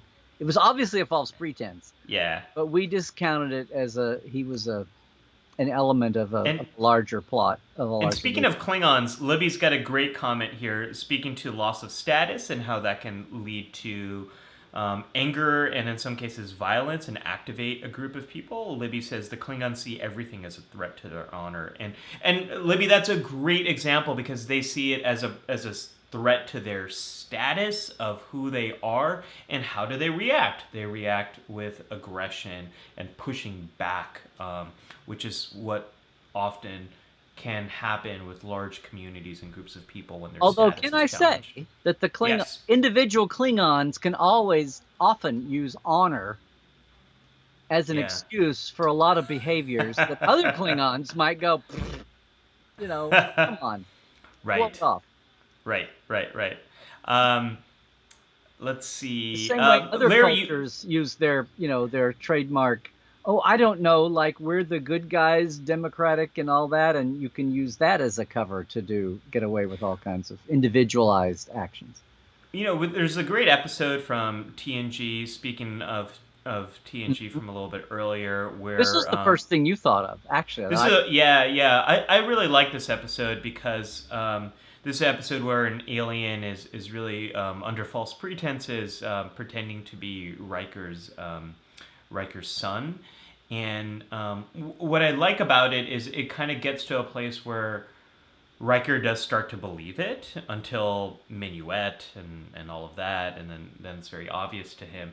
But why I like it is I like that part of what happens to Riker, that he can start to believe this idea and this world, and I think that's something we all are vulnerable to, is if we're given some of the information we want to see and hear, we might start to believe it even if it's not true. But you had a TOS example that I was going back to, and like I said, Kirk in the neutral zone with the Enterprise incident, but he's an instrument. This was one, Roger Corby masking from Christine, his old fiancée, Chapel, when we first meet her, that he's now an android, and keeping it a secret. And then so the big reveal is a shock to everyone. to Christine, to Kirk, to a 1966 audience. Um, and but you're talking about people that they start believing their lies, Yeah. and Corby there especially thinking that, oh, I'm just transferred my essence into this android body, but it hasn't changed me at all. And oh, look, we're back to being relevant here with seeing whether Picard's new android body, which a lot of fandom is saying it's not really Picard. Well, we'll see how the show plays out. But Yeah. it was a question I know we talked about it at the time, but as I pulled this slide last night, I'm thinking false pretenses. But it's very relevant. We'll be watching how the false pretense or not of Picard in an android body plays out on Picard. But Corby here, from What a Little Girl's Made Of, kind of got to that briefly way back in the 60s. But he'd begun to believe his, not so much his lies. He eventually didn't deny that he was an android. He kept up the pretense that he wasn't. But even when he was exposed, he was locked in the, oh no, I'm still the same guy. We can still be together. It takes her to go, no, no, don't think so. Yeah. And look at your Yeah. actions already. You're killing people. You're hijacking. You're kidnapping people. Come on, Bucky. Come on, Yeah. Roger. He's Which I such a think is Roger. a good segue into the counselor's log here, You're welcome. and doing a little bit of a deeper dive into this whole idea of false pretenses. There's a lot of ways I was debating where to take the counselor's log today. Part of me wants to talk about the Dunning-Kruger effect, which is this bias that we all have, where we overestimate how good we are or how knowledgeable we are, especially when we're not experienced or don't really know much about ourselves as it relates to something. So this is something we're all really vulnerable to, and it's kind of a unconscious false pretense is, oh yeah, I'm sure I'm good at this, when in fact you might be very inexperienced. It's maybe some of us have experienced this where you might try a new activity for the first time, like, oh yeah, I'm sure I could draw that, how hard could it be? Or I'm sure I can go snowboarding, yeah, how hard can I that can be? fix that. I can fit. Yes, that's a great example. The toilet's clogged. I'm sure I can do this myself. And Bingo! You and got Lucy and Ethel in the shower about to drown. Ooh, was that was right, that too yeah. old a reference? It's on YouTube, kids. It's not too old a reference because it gets back to the genesis of Star Trek. There, no, that's a great example, Larry. Is the Dunning-Kruger effect is always happens when we think we can just kind of fix something, and all of us overestimate our abilities when we're inexperienced with something, and we don't have the benefit of experience to understand all the kind of stuff that might come up and all the kind of stuff that might go wrong, and we don't know what we don't know, right? So there's false pretenses there, but that doesn't quite get to what we've been talking this week. So the other way I wanted to really get into is the role of stories. So we've talked many times on Life Support Live about how we can write about our own experience, and that it can help us to work through trauma, how the role of journaling when we might be stuck in a situation. Just 20 minutes of journaling over 4 days can sometimes be enough to get us through the situation. But I wanted to talk about stories in a little bit more detail today. We tend to think of stories as the stories we tell ourselves based upon the actions we've taken. That, like, I did this happened, and this is why I've become the person I've become. But one of the things that people don't really think about is, not only do we tell stories about the experiences we've lived through, but the stories we tell ourselves about ourselves have a huge impact on what we do. So stories work both ways, And Duet is a pretty good example of that, Larry. I think every episode we've talked about is a good example of this. But when you start to tell a story about yourself, you start to live more according to that story, for better and worse. The stories simplify. We all experience this. The stories we tell ourselves, they simplify our memories, they make certain experiences stick out, and they guide our behavior. So if you, for better and worse, so if you start to tell a Self-fulfilling story, prophecy. A yes, self, yes, a self quite self-fulfilling, quite literally, yeah. Now we're talking self-fulfilling prophecy is like similar false, to false. false pretenses. Yeah. um, but the psychologist Adler put it well when he said, "You tell the story first, and then you live your way into it." And that is something that can be helpful when we start to tell a story about how we've overcome adversity and grown from it. But it can also be harmful if we start to tell a story about how we have been a victim, we've been persecuted against by these other people, or that nothing good ever happens to us. When we start to tell stories about ways in which we're not good enough, or we're very bad, or we've been a victim, it can really limit what you do. So this is just something for all of us to be aware of, and I'll dive into the counselor's log a little bit, or I'll dive into a away mission in just a few moments.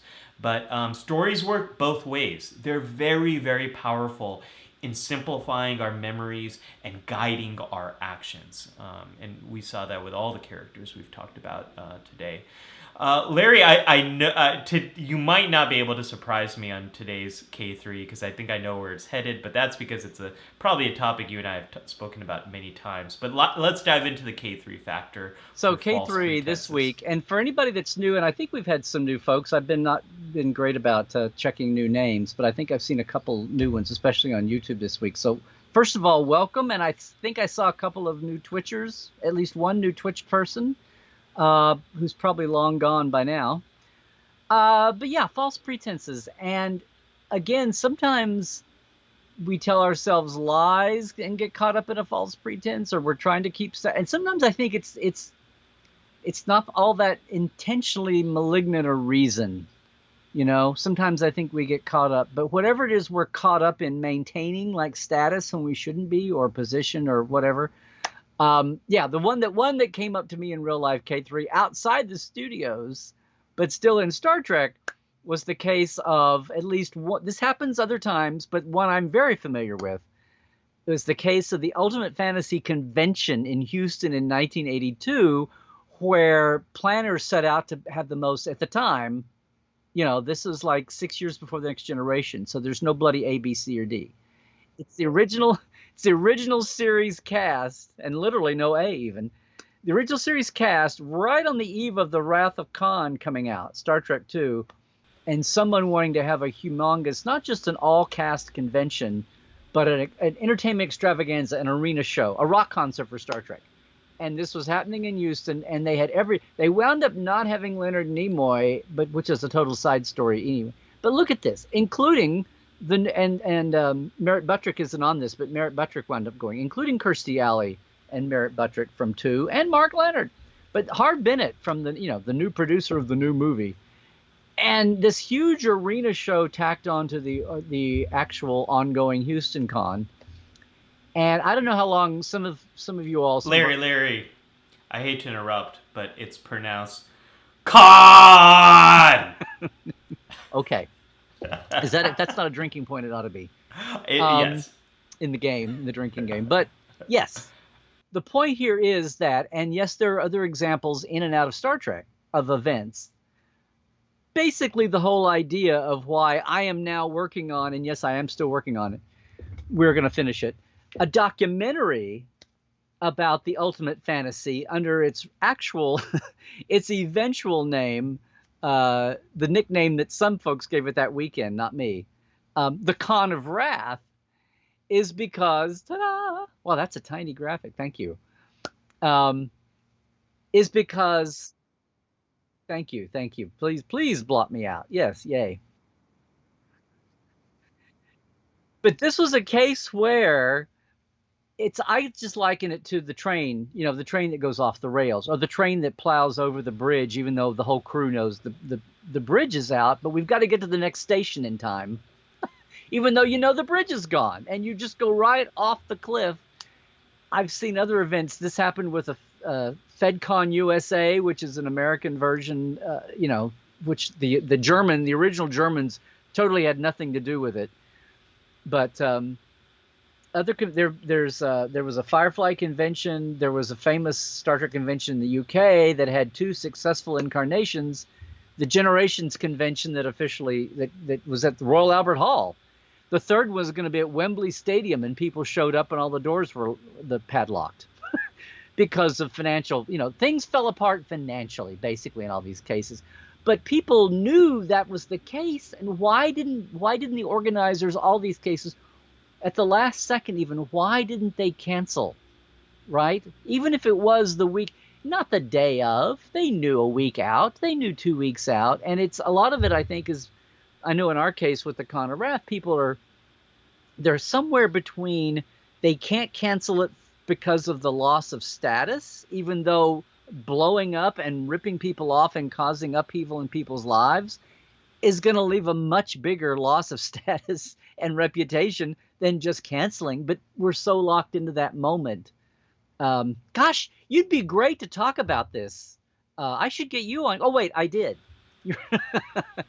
Dr. Ali, everybody, is the only non-attending, non-physical person from the weekend in 1982 that's part of the con. I feel quite honored to have that role. He's in a small group. But yeah, so there's a real-world example of, and again, there's other examples too. I remember people saying, well, there's other conventions that have gone bad. It's like, well, yes, I know, but this was at a sweet spot in time because fandom and pop culture and the Comic-Con world hadn't exploded yet. And we also get into some other threads. I've been working on this for several years, but we also get into geek girl fandom is not a new thing. That one of my favorite soapboxes is women have always been part of fandom, which we're coming back around to, but it's good to see that in this case. But yeah, it's like, what is the psychology or the guys doing the FedCon convention that in this case, Con of Wrath, the Ultimate Fantasy show went on. There's another picture there. You can see the revolving stage was built. Yeah. See the arena. Let me pull this up. You can look up in the rafters and see, like, no, there's not 18,000 people there. there's like maybe 100 people on the floor sitting. That it's like those seats were all supposedly a sellout. But that happens. Yeah, it's a case of they just. What do you think about that? I mean, I know you've told me this a couple of years ago. But it's one of those cases where pride or fear of loss, and people can't conceive the fact that the loss will be bigger if you plunge. If you had stopped the train and said, "Everybody get off, the bridge is out ahead," but no, people are also in the Titanic steaming full steam ahead, even when there were icebergs. Mm-hmm. There's another one. Sorry, not Trek, or is it? In a future episode, the crew finds themselves on a holodeck gone wrong, and they sink. No. I think the Con of Wrath is an interesting one because it speaks to how advertising and marketing can work. And sometimes if you say there's going to be thousands of people, that might be the thing that you need to get 1,000 people into the room. And it's... Well, can I just say real quick, in this case, there was sabotage. Up until about 2 weeks ahead of time, they thought they had mostly sold out 3 sold out arena shows. Right, I'll just say. Right. But they did find out 2 or 3 days ahead and didn't do anything about it. So there's, Yeah, it's a really great example, and I've got this other image, Larry. I didn't put up yet. Mm-hmm. What's happening here in this one? So this was supposed to be a dinner with the stars, or a banquet, a luncheon, with a big buffet table and a head table, and you can see Howard Bennett there, and Dee and Jimmy and George. some of them. Laura Banks, who was Khan's helmsman there. George has the bullhorn there. That was, I call that the bullhorn press conference, because if it looks chaotic, it was, because that was not what it was supposed to be, and that was one of the first attempts to tell people why things were falling apart back at the real convention. It was a two-front war. It was insane. Somebody ought to do a good documentary about it. But but part of this is also false pretenses, and in that case, the chaos of what happens in the moment when the false pretense. In that case, it was like hundreds and thousands of people involved, not individual cases, one to one to one, small group. But still, when the false pretense is revealed, like in the Lower Decks episode when they're all standing there and it's kind of a mini crisis at the same time, that like the chaos that can result because somebody had kept up a false pretense, and then when it's finally ripped away, the world has to be set right, and sometimes there's consequences for that. And that's a case, that case, and all these failed conventions where people are out money, people lose money, people lose time, and much less the damage to reputation and all that. There's just want to pop into the comments section a little bit, and unfortunately, Larry, I muted myself because I was refilling my coffee, and I forgot to unmute myself, so everyone missed my Khan impression. I heard it, but I guess you heard it, but no one else. People did hear, but when Larry said it was a Khan, and I stopped him, and I said, Larry, it's actually pronounced Khan! So in case you missed it, there it is. But folks said that's hardly a substitute for me never hearing the happy music, sad music every week. I just want you to know. Oh yeah, Larry can't hear the happy, sad music. Yeah. We've got subspace is a complicated thing. It's a complicated thing. Tim says $30 in those in 1982 was a lot of money. That is a lot for a con, Larry. I think I spent $25 for all weekend admission for my first convention right before Star Trek Generations came out. And that was $25 in the 90s, early 90s for the whole weekend. So $30 for that con was a lot. That was the arena show, I should say. That wasn't the convention. That was just for the show. Just for the show. Wow. Yeah. Libby made the same comment. Tickets $30. Yeah. Wow. So like rock concert. Just think rock concert. Right. Scott says they didn't want to create a panic. Where have I heard that before? Libby also says I missed that con. It was just before I started attending conventions. Zahir is here with a comment about Sisko. Sisko's status as emissary, a case of false pretense. He knows the prophets are aliens, but he ends up believing in them. Boy, we could spend a whole episode just kind of unpacking that, Zahir. And Tim says, we were spared an impression by Dr. Ali. Hey, Tim, you weren't spared. You were denied the benefit of that con. Heidi says we did. Oh, yeah, we heard that. Yes, you did. Yeah. Glenn says I heard the con reference. Well, folks, you got it twice then. I guess I wasn't muted. You lucky ones got it. Yeah. So with that, that's a great K3. But Larry, unfortunately, one that is not a surprise to me. So you've broke your record now after 21 episodes. The first K3 that has not surprised me. Maybe my away mission will surprise you. So I talked about two things earlier. I talked about the Dunning-Kruger effect, where we tend to be more confident in situations that we don't have any experience in. And I also talked about storytelling and how the stories we tell about ourselves really influence the actions we take. So I want to give a couple of tips about both situations. So the Dunning-Kruger effect, one thing to know, folks, this happens to all of us. I am very much guilty of this. The toilet plumbing example is a real one. I had a toilet break down on me a couple of years ago. I tried to fix it myself. I only caused a bigger problem and then had to pay even more money to bring in a plumber. So what do you do?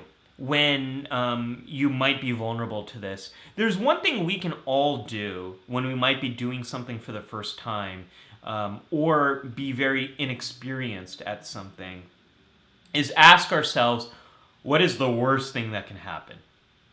It turns out that asking yourself that question, like what is the disaster scenario that can play out here, is one good way to address the Dunning-Kruger effect. If you're on your own and you're starting to feel overconfident, just ask yourself, and you might not even be aware that you're asking yourself, or that you're becoming overconfident, but asking yourself, what's the disaster that can play out here? That can be a little helpful in overcoming this. What's the worst that can happen? Yeah. Oh, that I could spend a lot more money on a plumber than I ever anticipated. Can be the worst thing that happened.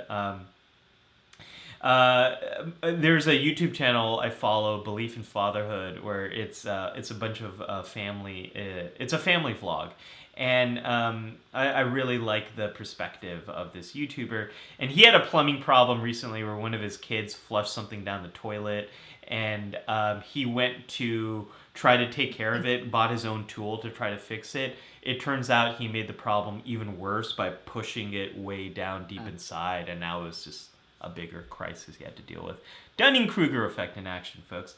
But Larry, the better and more long-term solution to both the Dunning-Kruger effect and that overconfidence, as well as these starting to believe stories that might be causing you problems in your life, is actually checking in with other people and having people that can give you a little bit of a reality check.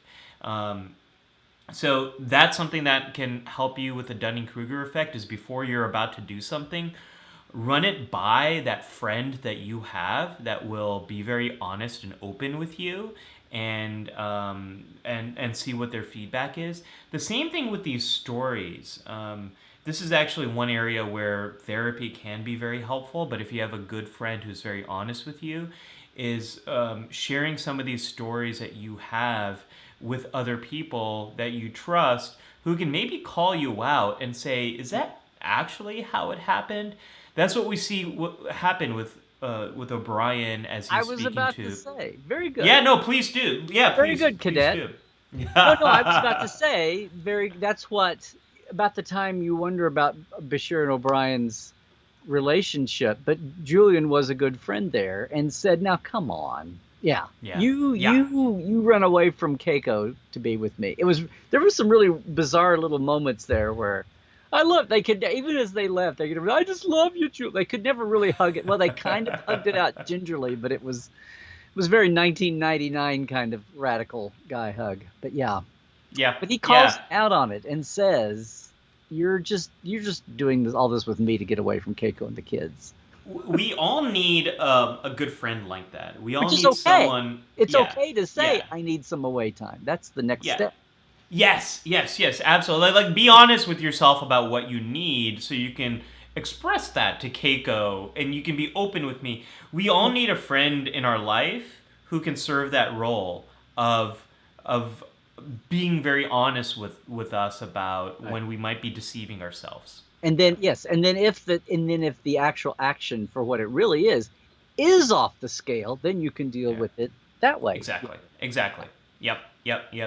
So this is one of those areas where there are some things you can do on your own, but it's a lot easier to overcome these problems through the help of someone else. And maybe that person is a friend, maybe that person is a therapist, maybe that person is a colleague, but not believing all of these things, checking in with someone else and getting their perspective is a great way to move forward about that. So with that, Larry, let's briefly open up these hailing frequencies. Yep. We are over on time, but we do want to open up the hailing frequencies a little bit before we wrap up our super episode today, where we're recording 2 weeks of content. Just super. There's an impression, folks. Not quite sure who, but it's an accent. That was one of Eric Idle's goofy voices from Python. Oh yes, it's one of his drag old lady, British lady voices. I want to dive in. I want to move forward and look right past that one Please to do. Heidi's comment. Yeah, Heidi says, "Is imposter syndrome kind of false pretense?" Yes, it is, and it's also a little something different. I've got a whole episode on my YouTube channel about imposter syndrome. There's a lot of reasons why people might feel like they're an imposter, like they don't belong. It's very common for people who are in minority groups who are underrepresented in certain roles for them to doubt themselves because they haven't had as much mentorship, because they haven't seen people like themselves in these roles. So whether you're any kind of group that you might represent, whether you're a woman, a someone from an ethnic minority group, LGBTQ plus person who's in a role where you don't see a lot of people like yourself, you might be really vulnerable to imposter syndrome, doubting yourself. Or if you've been in, let's say you're just the first person in your family to go to college, and you might have a hard time relating to other people there, and you might feel like you don't belong, and you might doubt yourself because you haven't been told for years and years that this is a place where you belong, this is a place you can go to. Imposter syndrome might come up there. Or if you have an advisor, a mentor, a boss who does make you doubt yourself and your abilities, you might feel imposter syndrome there. So a lot of reasons why you might doubt yourself. So check out that episode of the Psych Show on imposter syndrome for more on that one. So great question though, Heidi. Let's see. Larry, any comments? I like one here, an anecdote from Jared. Yeah. Boy, speaking of imposter syndrome, no. Jared shares this. He said there was a shooting at a convention here in Florida several weeks before his annual Doctor Who convention. The shooter was never caught, but all that was on the news was that there was a Florida convention shooting. So, of course, the ticket sales. I guess we were just off on that. Oh, yeah. With Con Wrath. You canceled it because the ticket sales dropped. So, in other words, what he's saying is he didn't try to keep up this loser. He canceled it early on, so good on you. Yeah. But it was still a tragedy. The shooting was a tragedy, but the fact that just the news, wound up coloring and ruining your business there was. Well, a lot of that's happening right now with my former home of New York City. In many ways, New York City has really recovered strongly from the coronavirus, and it was just announced that New York City is going to be reopening indoor dining at 25% capacity. A lot of restaurants are starting to open up. Unfortunately, a lot of restaurants have also gone out of business. But the economy of New York City, in some ways, is beginning to open up. But the news reports and perception that the public still has is of New York City from March and April, which was in a very dire state. So what we're seeing in media doesn't always reflect what's happening in reality. I think that's another example of that. What was I looking at here? I saw, again, Jared threw out JumpCon, which was an idea. A guy was going to have a convention that went from city to city. Almost, it was going to be different things and different, anyway. And it was a guy that inherited some money. He was a good, well-intentioned guy. He was going to, he was going to take the same group of, almost like a traveling show, but it was a convention. And it didn't, he sold tickets and didn't get off the ground. But anyway, people love that. It's the train wreck syndrome, right? It's like people love now, as long as you weren't burned, but people can tell their war stories now. Oh, Jared's got Jared, you are on fire today. Just the Jared show today. Yeah. Jared might be our only audience member left. When I was in IT at a well-known Orlando area theme park, I think all the theme parks in Orlando are probably well-known Orlando area theme parks.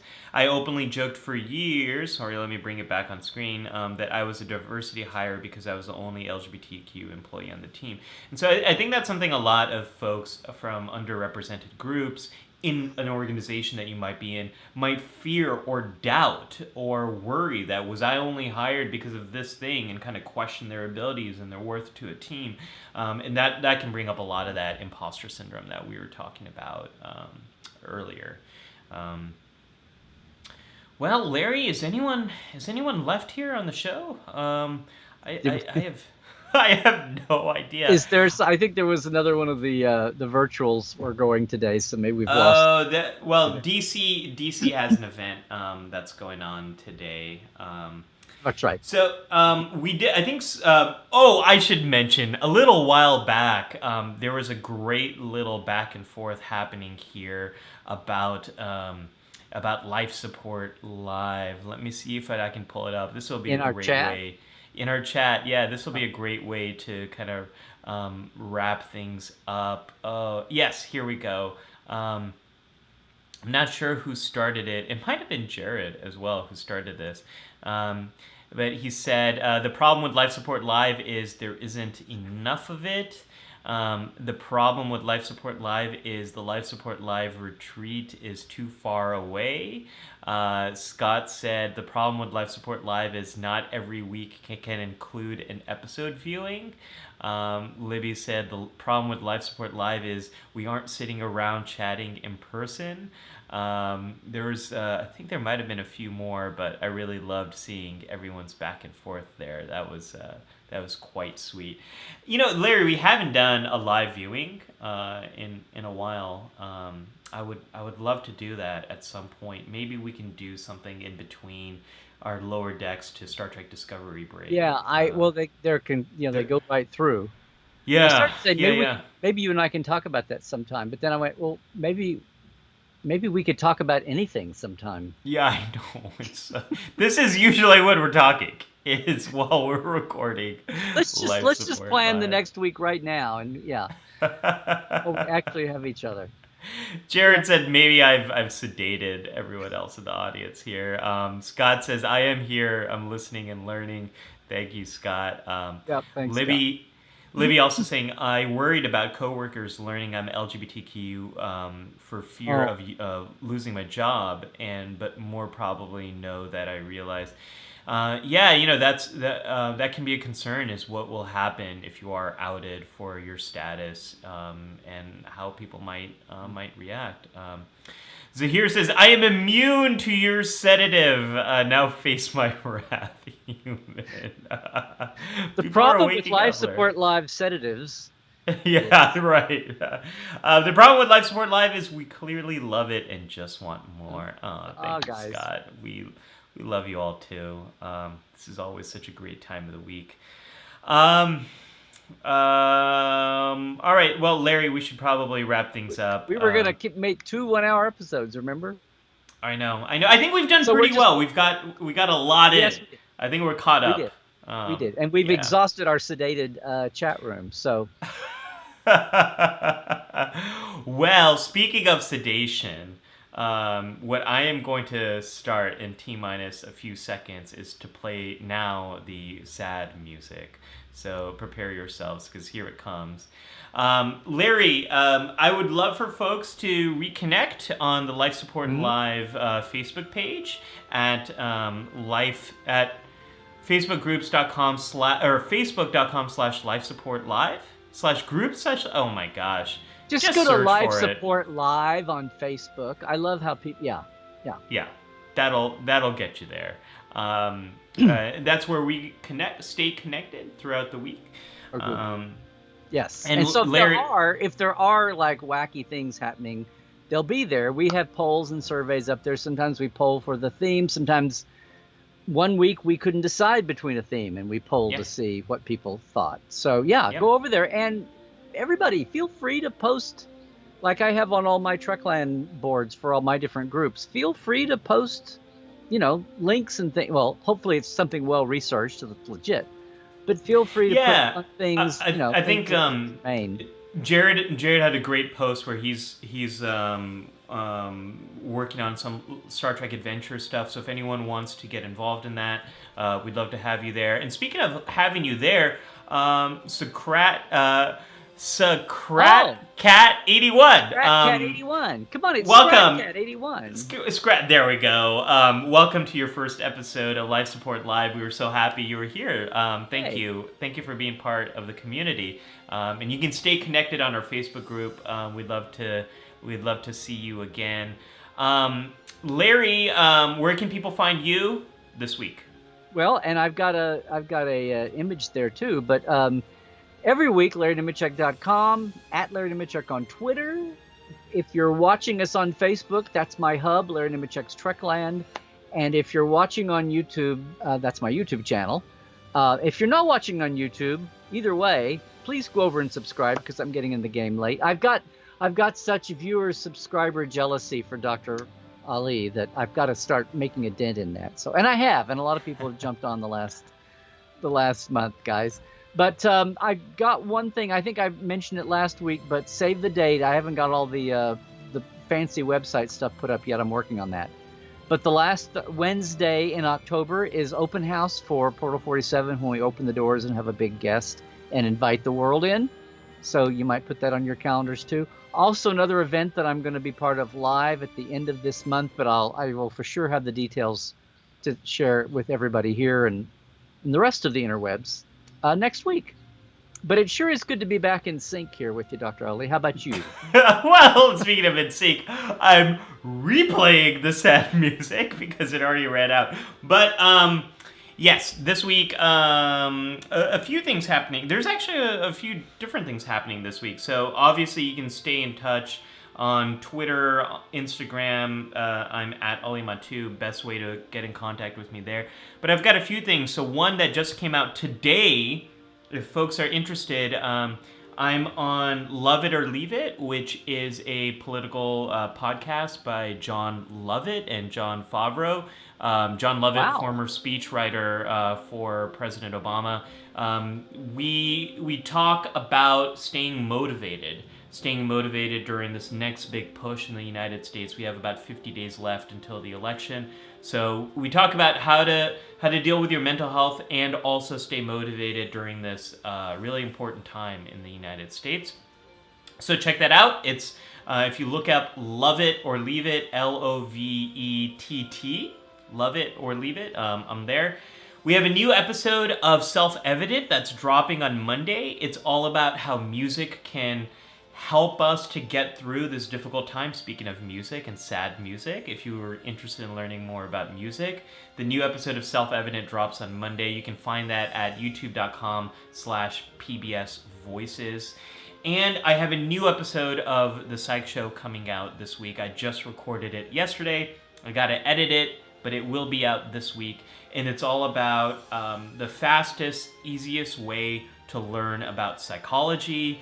I actually went through my old college notes and share some of my favorite tips about how I aced my classes over there. So if you're interested in learning psychology, a lot more there. But Larry, we will be back in just a few days, T-minus 7 days, until the next episode of Life Support Live. And thank you for being here. Thank you, everyone. And we will see you very shortly. We will see you again. Yep. Live long and prosper, folks. And trek well.